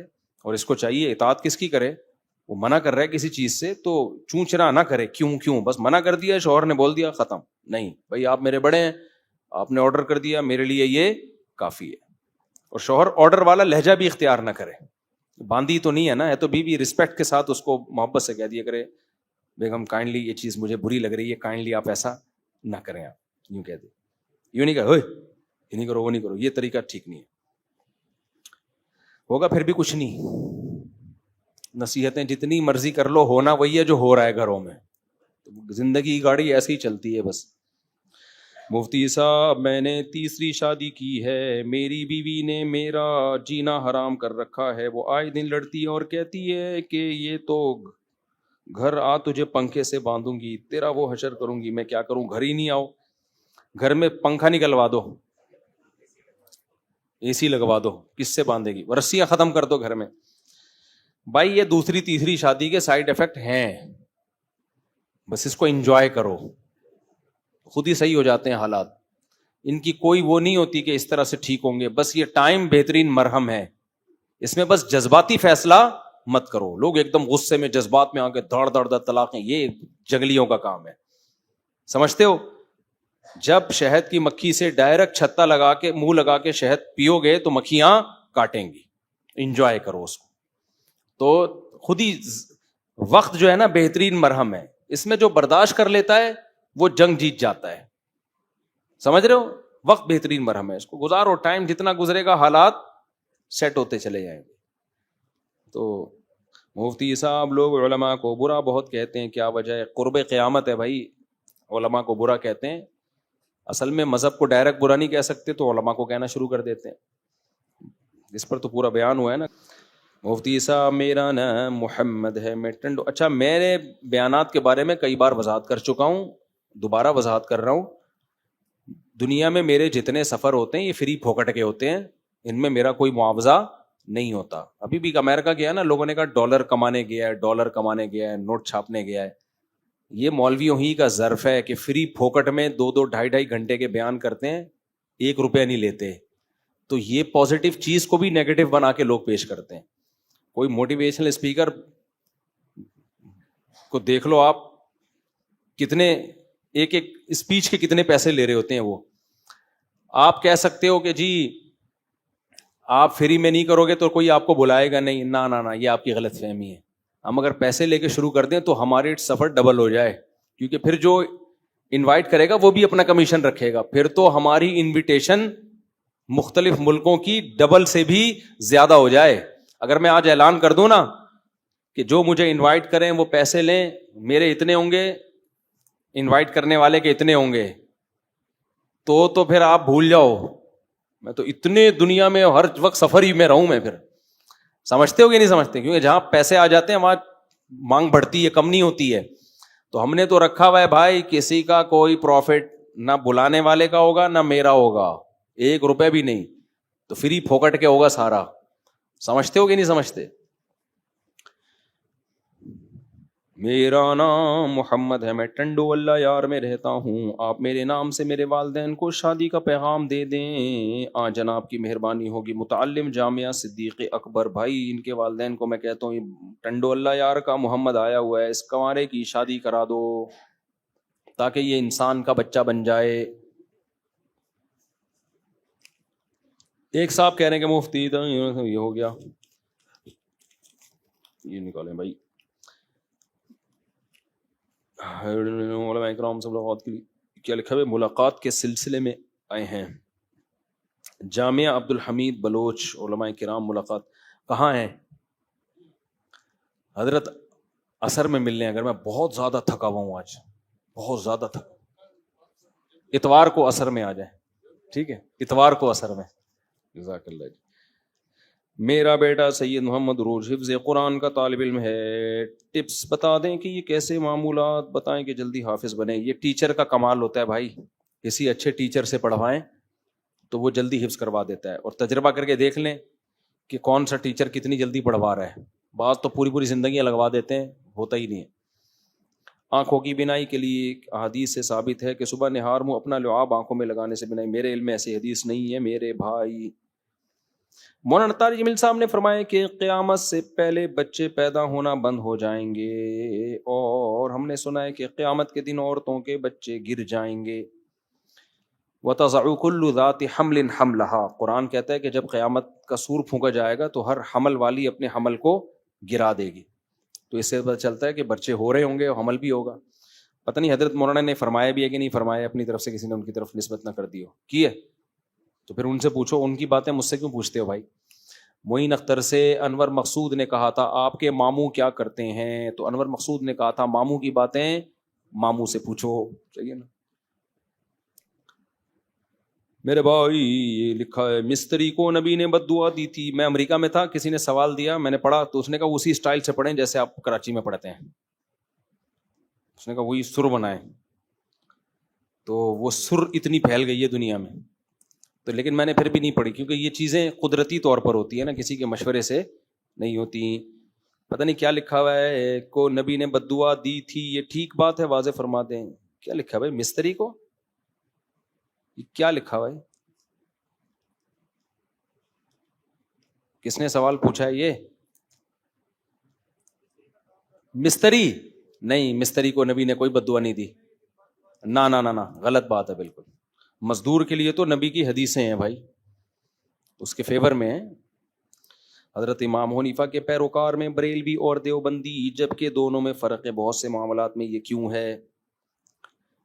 دیکھو امام حنیفہ کو فالو کا دعویٰ دونوں کرتے ہیں نا، دعویٰ کرتے ہیں نا، اب اس دعوے پہ کون پورا اترتا ہے نہیں اترتا یہ ایک الگ بحث سے۔ تو بہت سے لوگ قرآن و حدیث پہ چلنے کا دعویٰ کرتے ہیں، دعویٰ کرنے پر گورنمنٹ کی طرف سے کوئی پابندی نہیں ہے، دیکھا جائے گا کہ یہ دعوے پہ اترتے ہیں کہ نہیں اترتے۔ بہت سے لوگ اسلاف کے طریقے پہ چلنے کا دعویٰ کرتے ہیں، جبکہ ان کے مسائل اسلاف سے بالکل خلاف ہیں۔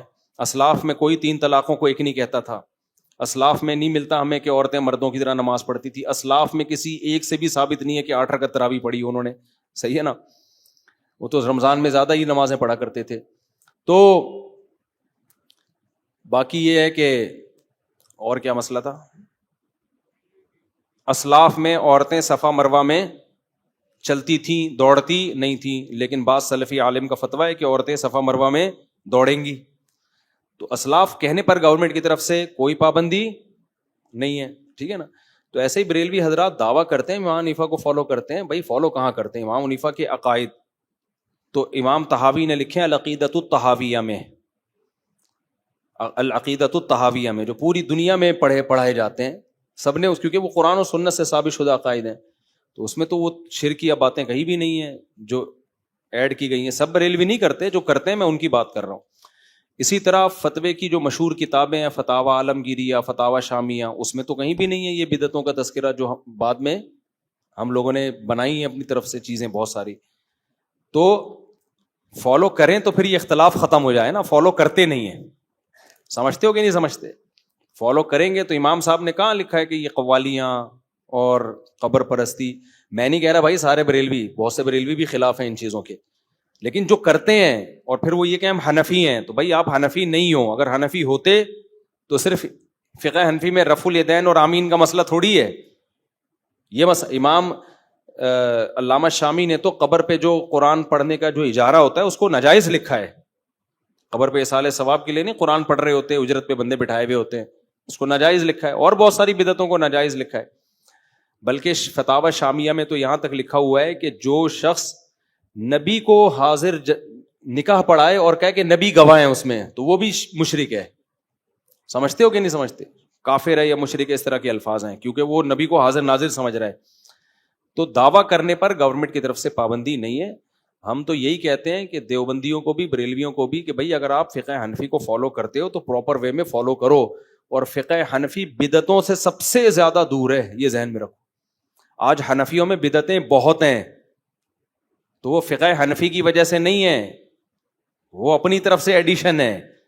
ورنہ امام ابو حنیفہ کا بدعت سے کوئی دور دور کا بھی تعلق نہیں ہے. بہت سی چیزیں امام حنیفہ کے کھاتے میں ڈالی گئی ہیں جن کا امام صاحب سے کوئی دور دور کا بھی واسطہ نہیں ہے. چلو بھائی, کیا کیا نہیں غلط ہے. اگر 30 سال پہلے تو ایسا ثابت نہیں ہے. وہ تو قرآن میں وَتَضَعُ كُلُّ ذَاتِ حَمْلٍ حَمْلَهَا, جب قیامت کا سور پھونکا جائے گا تو ہر حمل والی حمل گرا ڈالے گی. تو بچے پیدا ہو رہے ہوں گے تو حمل ہوگا نا. مفتی صاحب بس ان سے پوچھو نا, پھر کیوں کہا انہوں نے؟ ماموں کی باتیں ماموں سے پوچھو نا. ہم انڈیا سے آئے ہیں, آپ سے ملاقات کرنی ہے. میں بھی امریکہ سے آیا ہوں. مفتی صاحب یہ میں تھکا ہوا ہوں بھائی, مجھے جانے دو. ایک بس سوال ہے یہ کہ جو یہ موویز کے ایڈٹس وغیرہ ہوتے ہیں شارٹس کے طور میں, جس میں مووی کی کلپس لگا کے ایک شارٹ ٹائپ بنایا جاتا ہے اور پیچھے میوزک ہوتا ہے, تو ان کی جو کمائی ہوگی یہ جائز ہوگی یا ٹوٹلی حرام؟ مووی کے ایڈ کی کمائی حرام ہے. ہم یوٹیوب کی کمائی کو حلال کہتے ہیں, مگر اس میں یہ بھی ہے کہ اس میں چند فیصد صدقہ کریں تاکہ حرام ایڈ جو چلے ہیں اس کی ارننگ سے آپ کی ارننگ پاک صاف ہو جائے. اب وہ یوٹیوب کے جو ماہرین ہیں ان کا اختلاف ہے. کچھ کہتے ہیں 1% کر دو, کچھ کہتے ہیں 10% کرو, کچھ کہتے ہیں 5%. اب وہ ایڈ پر ہے تو 4-5% بھی کر دیں تو بھی غنیمت ہے, لیکن کچھ نہ کچھ صدقہ کریں, کیونکہ اس میں نہ چاہتے ہوئے بھی شراب کا ایڈ یا موویز جو ناجائز موویز ہوتی ہیں ان کے ایڈ چل جاتے ہیں. سمجھتے ہو کہ نہیں سمجھتے؟ السلام علیکم. وعلیکم السلام بیٹا, شاباش. محمد عروش ہوں, ہاں میں قرآن پاک کر رہا ہوں. زور سے بولو. السلام علیکم. وعلیکم السلام. مدنی منع لگ رہے ہو ماشاء اللہ. ہاں میں سید محمد عروش ہوں, میں قرآن پاک کر رہا ہوں. میں آپ سے مصافحہ چاہتا ہوں. کیا بول رہا ہے؟ مسافہ کرنا چاہتے ہو؟ آ جاؤ بچہ, اس لیے اجازت دے رہا ہوں. اور کوئی سوال؟ شاباش. کیا نام ہے آپ کا؟ ماشاء اللہ ماشاء اللہ. کیا کرتے ہو؟ قرآن حفظ. ماشاء اللہ, اللہ آپ کو نیک صالح عالم بنائے. ٹھیک ہے, 4 شادیاں کرائے. او استغفر اللہ, اس کی اماں ناراض ہوگی کہ بچے کو غلط باتیں ابھی سے سکھا رہے ہو. بچے کے سامنے ایسی باتیں نہیں کرنی چاہیے. غلطی سے کی ہے میں نے. سفر میں ہوتے ہیں جب ہم, اگر ہمیں پتہ نہ ہو کہ سفر کے دن کتنے گزار دیں ہم نے ایک جگہ میں, تو اس میں سفر کی نماز کے بارے میں کیا ہے؟ سفر کا پتہ نہ ہو کہ جی کتنے دن ہے, مطلب 5 دن, 1 ہفتہ, 20 بہترین دن. بات کی. اور دوسرا سوال اس میں یہ ہے کہ اگر سفر میں قضا نماز, جس طرح پیچھے اگر زندگی میں نمازی چھوٹی ہے ایک فرض کے ساتھ پچھلی ایک قضا, تو وہ کس طرح ہوگی؟ مطلب 4 کی 2 رکعت یا 4 کی؟ ہاں بھائی, آپ کسی علاقے میں سفر کر کے پہنچے جو آپ کے شہر سے 78 کلومیٹر دور ہے. جب آپ وہاں پہنچے, اب آپ کو پتہ نہیں یہاں میں نے کتنے دن ٹھہرنا ہے, تو آپ سفر والی نماز ہی پڑھو گے. جس دن آپ نے نیت کی کہ آج کے بعد میں 15 دن ٹھہروں گا, آج کے بعد, یہ نہیں کہ جتنے پاس میں جو گزر چکا ہے وہ گیا. آپ نے نیت کی آج کے بعد میں 15 دن ٹھہروں گا, تو اس وقت سے 4 شروع کر دیں. ٹھیک ہے, مثال کے طور پر آپ کراچی سے گئے حیدرآباد, آپ کو پتہ نہیں ہے وہاں کتنے دن میں نے ٹھہرنا ہے. سسرال میں عزت ملی تو زیادہ ٹھہر جاؤں گا, بےزتی ہوئی تو میں جلدی نکل آؤں گا. اب آپ کنفیوز ہیں, 1 مہینہ اسی کنفیوژن میں گزر گیا, تو آپ 2 ہی پڑھیں گے. جس دن آپ کو خیال آیا کہ یار نہیں یار, مجھے لگ رہا ہے کہ عزت مجھے تھوڑی سی محسوس ہو رہی ہے سسرال میں, محسوس جس دن ہونا شروع ہو گئی نا عزت, آپ نے کہا یار 15 دن اب ادھر ہی ٹھہرو کم از کم, یا 1 مہینہ, اسی وقت سے آپ 4 شروع کر دیں گے. یہاں تک کہ نماز کے اندر اگر آپ کو خیال آ گیا نا, آپ نے ظہر کی نیت باندھی, 2 رکعت دل میں تھا, 2 رکعت کے بعد اتحیات میں بیٹھے بیٹھے خیال آ گیا یار پورے 15 دن ہی کر لو, کیونکہ نماز میں ہی ایسے خیال زیادہ آتے ہیں کہ عزت مل رہی ہے, اتحیات للہ والصلوات والطیبات, یار دیکھ لو, میرا خیال ہے 15 دن تو آپ پر لازم ہو جائے گا, یعنی یقین ہو گیا کہ اب 15 دن ٹھہرنا ہے, تو آپ پہ لازم ہوگا اس 2 کو 4 کر دیں آپ. سلام پھیرنے سے پہلے خیال آ گیا نا, تو اب 4 مکمل کریں. سمجھتے ہو؟ نہیں سمجھے؟ اور اس کے برعکس بھی, آپ گئے 15 دن کی نیت سے 4 پڑھنا شروع کر دیں آپ نے, نماز کے دوران آپ کو خیال آیا کہ پتلی گلی سے نکل بھائی, سالہ بیٹھا ہوا ہے, گھور گھور کے دیکھ رہا ہے, سلام پھیرتے ہی پیٹے گا پکڑ کے. بعض دفعہ ایسا ہوتا ہے, آپ کا دوسری کا ارادہ اس کو پتہ چل گیا, تو آپ اب کیا کرو گے, ارادہ آپ کا بن گیا کہ بھائی میں اب نکل رہا ہوں بس, اب اور 15 دن ہوئے نہیں آپ کو, بس میں نکلتا ہوں, تو اسی وقت کیا بن جاؤ گے, مسافر. اور وہ 4 کی کتنی کر دو, 2 کر دو. آپ سمجھتے ہو کہ نہیں سمجھتے ہو؟ اور ہاں, قضا جو ہے, جب سفر میں جو نمازیں قضا ہوئی ہیں وہ اپنے مقام پہ پہنچ کے 2 ہی پڑھی جائیں گی, اور جو حضر میں قضا ہوئی ہیں وہ سفر میں بھی پوری پڑھی جاتی ہے, اور وتر بھی قضا ہوتی ہے. سمجھ لو. کہاں سے آئے ہیں بھائی؟ لانڈی سے. روحانی بیماری کے لیے کیا کرنا چاہیے؟ بس مسافہ کر لیے گا کہ ٹھیک ہے نا, بہت تھکا ہوا ہوں میں, پھر کبھی وہ ٹائم, وہ ملاقات کا طریقہ لکھا ہوا ہے نا وہاں, ٹھیک ہے. روحانی بیماری کے لیے کیا کرنا چاہیے؟ روحانی بیماری سے کیا مراد ہے؟ جن چڑیل بھوت. پھر بھائی روحانی اگر کوئی جن چڑیل بھوت ہے تو سورہ فلق سورہ ناس پڑھ کے دم کرو بس, کسی عامل کے پاس مت جاؤ. عامل کے پاس نہ جانے کا فیصلہ کیا تو جن ویسے ہی بھاگ جائے گا. جنات آتے ہی ان لوگوں کے پاس ہیں جو روحانی علاج کراتے ہیں. ہم پہ کیوں نہیں آئے جن آج تک؟ الحمدللہ اللہ نے بچایا ویسی وجہ سے. آپ سے ایک سوال یہ ہے کہ جیسے یوٹیوب کا چینل ہوتا ہے, یوٹیوب کا چینل اگر ہم کاروباری مطابق ہمارا چینل ہے تو ہم اس کی یوٹیوب کی ویڈیو شیئر کرتے ہیں دنیا بھر میں, تو اس سے جو ویوز آتے ہیں تو ویوز پہ مونیٹائز ہوتا ہے چینل. ہاں, تو ویوز تو دنیا کے کسی بھی کونے سے آ رہے ہیں, اس میں چاہے یہودی ہو, چاہے کوئی بھی ہو, مسلم ہو, کوئی بھی ہو, ہاں, تو اس کے ویوز سے جو پیمنٹ آئے گی, جو یوٹیوب ہمیں پیمنٹ دے گا, وہ حلال ہوگی. حلال ہوگی بھائی. ویوز چاہے یہودیوں کے ہوں عیسائیوں کے, اس سے کیا فرق پڑتا ہے؟ آپ اپنی پروڈکٹ کسی کو بھی بیچتے ہو تو آمدن تو حلال ہے نا. دیکھو یوٹیوب کی آمدن حلال کیوں ہے یہ سمجھو. یہ فقیہ کا کام ہوتا ہے, مفتی کا کام ہوتا ہے کسی چیز کو اینالائز کرنا. یوٹیوب آپ کو جو پیسے دے رہا ہے وہ یوٹیوب پہ جو ایڈ چل رہے ہیں اس پہ لڑکیاں نچوانے کے نہیں دے رہا, وہ نہ ان ایڈ کو لڑکیوں کی وجہ سے دیکھا جا رہا ہے. یوٹیوب آپ کو پیسے دے رہا ہے کمپنی کی پروڈکٹ کو پروموٹ کرنے کے, جو فی نفسی ہی ایک جائز کام ہے بشرطے کہ وہ پروڈکٹ حلال ہو. سمجھتے ہو؟ اس میں جو موسیقی اور غیر شرعی چیزیں آ گئی وہ ضمنن ہیں, پیسے ان کے نہیں مل رہے آپ کو. اس کی مثال ایسے, شیمپو کی بوتل جب دکاندار بیچتا ہے تو بوتل کے اوپر ایک حسینہ کی تصویر ہوتی ہے, لمبے بال, اور اسی ہو سکتا ہے اسی سے متاثر ہو کے وہ بوتل لی ہو. سمجھ رہے ہو نا؟ تو اٹریکشن میں اس کا دخل تو ہوتا ہے لوگوں کو متوجہ کرنے میں. پیسے جو لوگ دے رہے ہوتے ہیں وہ شیمپو کے دے رہے ہوتے ہیں, اس تصویر کے نہیں دے رہے ہوتے. اب دکاندار تصویر بھی تو بیچ رہا ہے نا ساتھ میں, لیکن کیا دکاندار کی ارننگ کو حرام کہا جائے گا اس بیس پہ کہ تصویریں, فحش تصویریں بیچ رہا ہے؟ وہ کہے گا بھائی یہ تصویر تو کمپنی نے لگا دی میری پرمیشن کے بغیر, نہ میرا اس کے لگانے میں کوئی دخل, نہ اس کے بنانے میں کوئی دخل ہے, میں تو شیمپو کی نیت سے بیچ رہا ہوں تو مجھے اس کے پیسے مل رہے ہیں. اب کمپنی نے لگا دی تو یہ کمپنی کا ہیڈک ہے, میرا ہیڈک نہیں ہے, میرے اختیار میں بھی نہیں ہے. تو آپ جب گوگل کو اپنا چینل مونیٹائزیشن کے لیے دیتے ہو تو گوگل سے آپ کا ایگریمنٹ ہوتا ہے کہ کمپنیوں کے ایڈ, یعنی ان کی پروڈکٹ کو پروموٹ کرنے کے لیے آپ ایڈ چلا سکتے ہیں, اور اس ایڈ کے آپ پیسے لیں گے تو ہمیں بھی دو پیسے, کیونکہ خود بھی تو لے رہے ہو, ہمیں بھی دو پیسے اس کے. تو ایڈ اگر جائز چیز کا ہوگا تو اس کی ارننگ حلال ہوگی, ناجائز چیز کا ہوگا تو ارننگ حرام. باقی اس میں جو بے حیائی کا عنصر ہے, نہ وہ آپ کے کہنے سے آیا ہے نہ وہ آپ کے اختیار سے آئے. جن کمپنیوں نے وہ بنایا ہے ناجائز, وہ تو گناہگار ہوں گی, یا جس نے وہ بنایا وہ بھی گناہگار ہوگا, لیکن ارننگ حرام نہیں ہو سکتی اس بیس پہ, کیونکہ ارننگ اگر اس بیس پہ حرام ہو گئی تو پھر تو بہت یہ حرمت بہت آگے تک جائے گی. کچھ اسکالر ہیں جن کے کھوپڑی وپڑی تو ہے نہیں ان کے پاس, انہوں نے کہہ دیا یوٹیوب کی ارننگ حرام ہے, حرام ہے, حرام ہے, بڑے مزے سے. اور پھر مولوی یوٹیوب کی ارننگ کو حلال کہتے ہیں, ان کی دکانیں منجن جو ان کا عادت ہے. لیکن یہ نہیں پتا کہ اگر یوٹیوب کی ارننگ حرام ہے تو پھر ٹیلی ویژن میں کام کرنے والے جتنا بھی عملہ ہے سب کی حرام, کیونکہ سب کو ایڈورٹائزمنٹ کی سے تنخواہیں ملتی ہیں.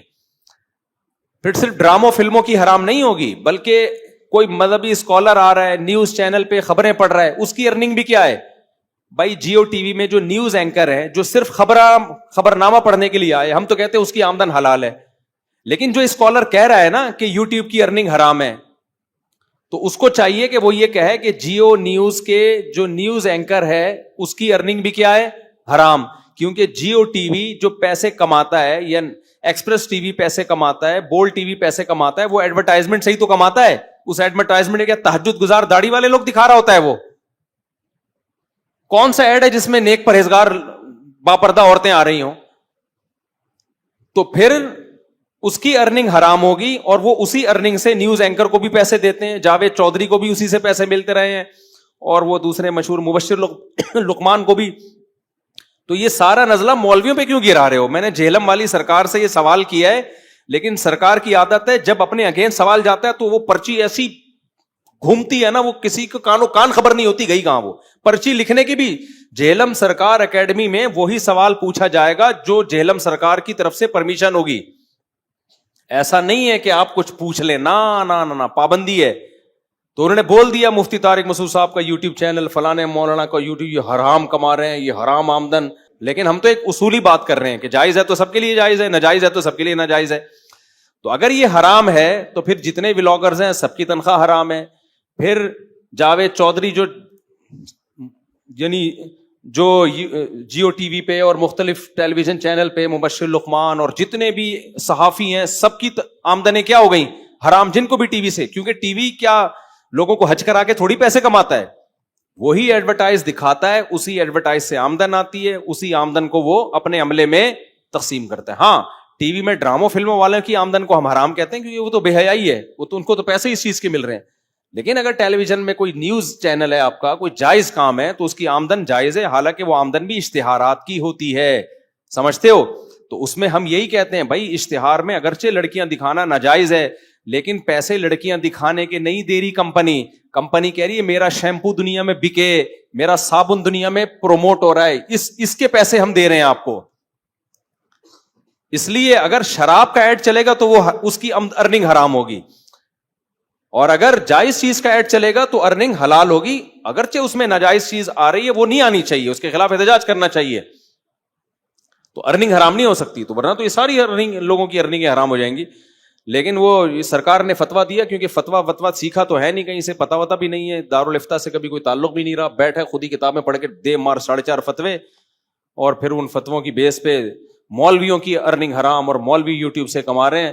جب سوال پوچھا گیا کہ یہ تو سارے صحافیوں کی تنخواہیں پھر حرام ہے, صرف مولویوں کی تھوڑی ہے, سارے نیوز اینکر, الجزیرہ کے نیوز اینکر کی تنخواہ بھی حرام, اور جتنے بڑے بڑے چینل ہیں سب کے تنخواہیں حرام. تو وہ سوال کا آپ تک کوئی جواب نہیں ملا. تو یہ صرف ایک بندہ ہے جو مولویوں پہ ٹھڑک نکالنے کے لیے بیٹھا ہوا ہے, جب سوال اگینسٹ جاتا ہے تو چپ کر کے بیٹھ جاتے ہیں, وہ تو ایسے گھماتے ہیں سوال کو, دعویٰ ہی چینج ہو جاتا ہے بعض دفعہ. تو سمجھتے ہو. اور کوئی سوال؟ مفتی صاحب میرا سوال ہے کہ یہ اگر ہم جیسے ابھی میں نے پہلے اکثر مساجد میں دیکھا ہے خطبے کے دوران جمعہ والے دن بیساکھی استعمال ہوتی تھی, اب وہ کیوں نہیں ہوتی؟ اور کافی ٹائم سے میں یہ چیز نوٹ کر رہا ہوں نہیں ہوتی. دیکھو بہت سے علماء خطبے کے دوران بیساکھی استعمال کرتے ہیں, لیکن اس کا کوئی ثبوت نہیں ملتا, ہمیں کوئی ثبوت نہیں ملتا, اس لیے میں نہیں استعمال کرتا. وہ جو کر رہے ہیں ان کو کرنے دیں. علماء نے یہ بات لکھی ہے کہ جو علاقہ تلوار کی زور سے فتح ہوا ہو, جہاں اسلام آیا ہو تلوار سے, جنگ ہوئی ہو, وہاں تلوار ہاتھ میں لے کے امام کو خطبہ دینا چاہیے, تاکہ ایک اسلام کی شوکت کا اظہار ہو. تو ایک خاندانی بات لکھی ہے کہ بھئی یہ جہاد سے فتح ہوا یہ علاقہ, تو اب تلواروں کا دور تو کیا, اب تو کلاشن کوفوں کا ہے, بم ہاتھ میں لے کے پھر خطبہ دے انسان. اس سلسلے میں حاضر ہوا تھا میں, تو پھر وہی اکیلا ہی ہوگا, باقی پبلک گھر بیٹھی ہوئی ہوگی. مفتی صاحب ہم لوگ انڈیا سے آئے آپ سے مصافحہ کرنا ہے. اچھا بیٹا, ابھی کرتے ہیں.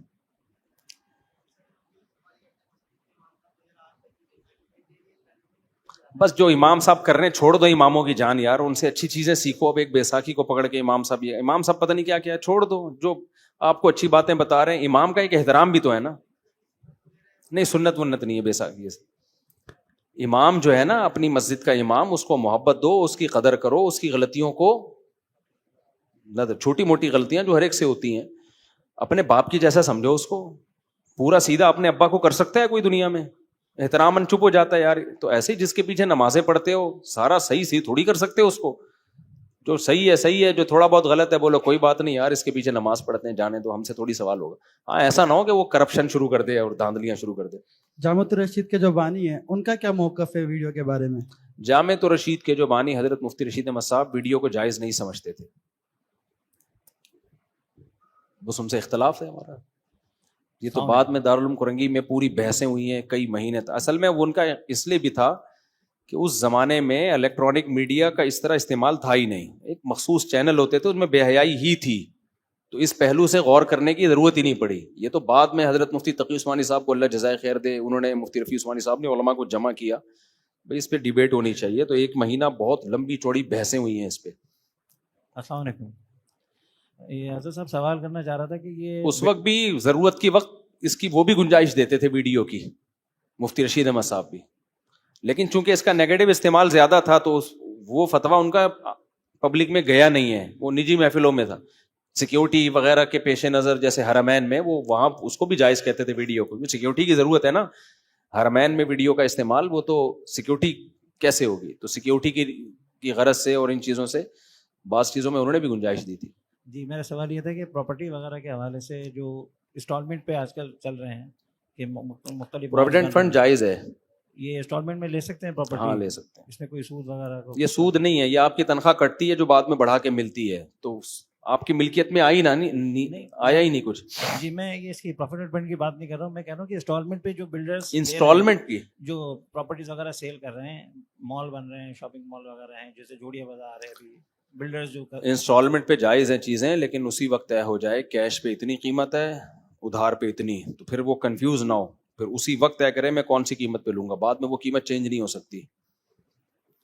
بس میرا خیال ہے تھک گئے کافی. ایک سوال آخری, انڈیا والے بس آ جائیں جلدی سے مسافہ کر لیں, اور یہ تو ایک دو بھائی دو ہیں جلدی سے, شاباش. ابے تصویروں کی لائن لگ جائے گی, میں مر جاؤں گا, انتقال ہو جائے گا.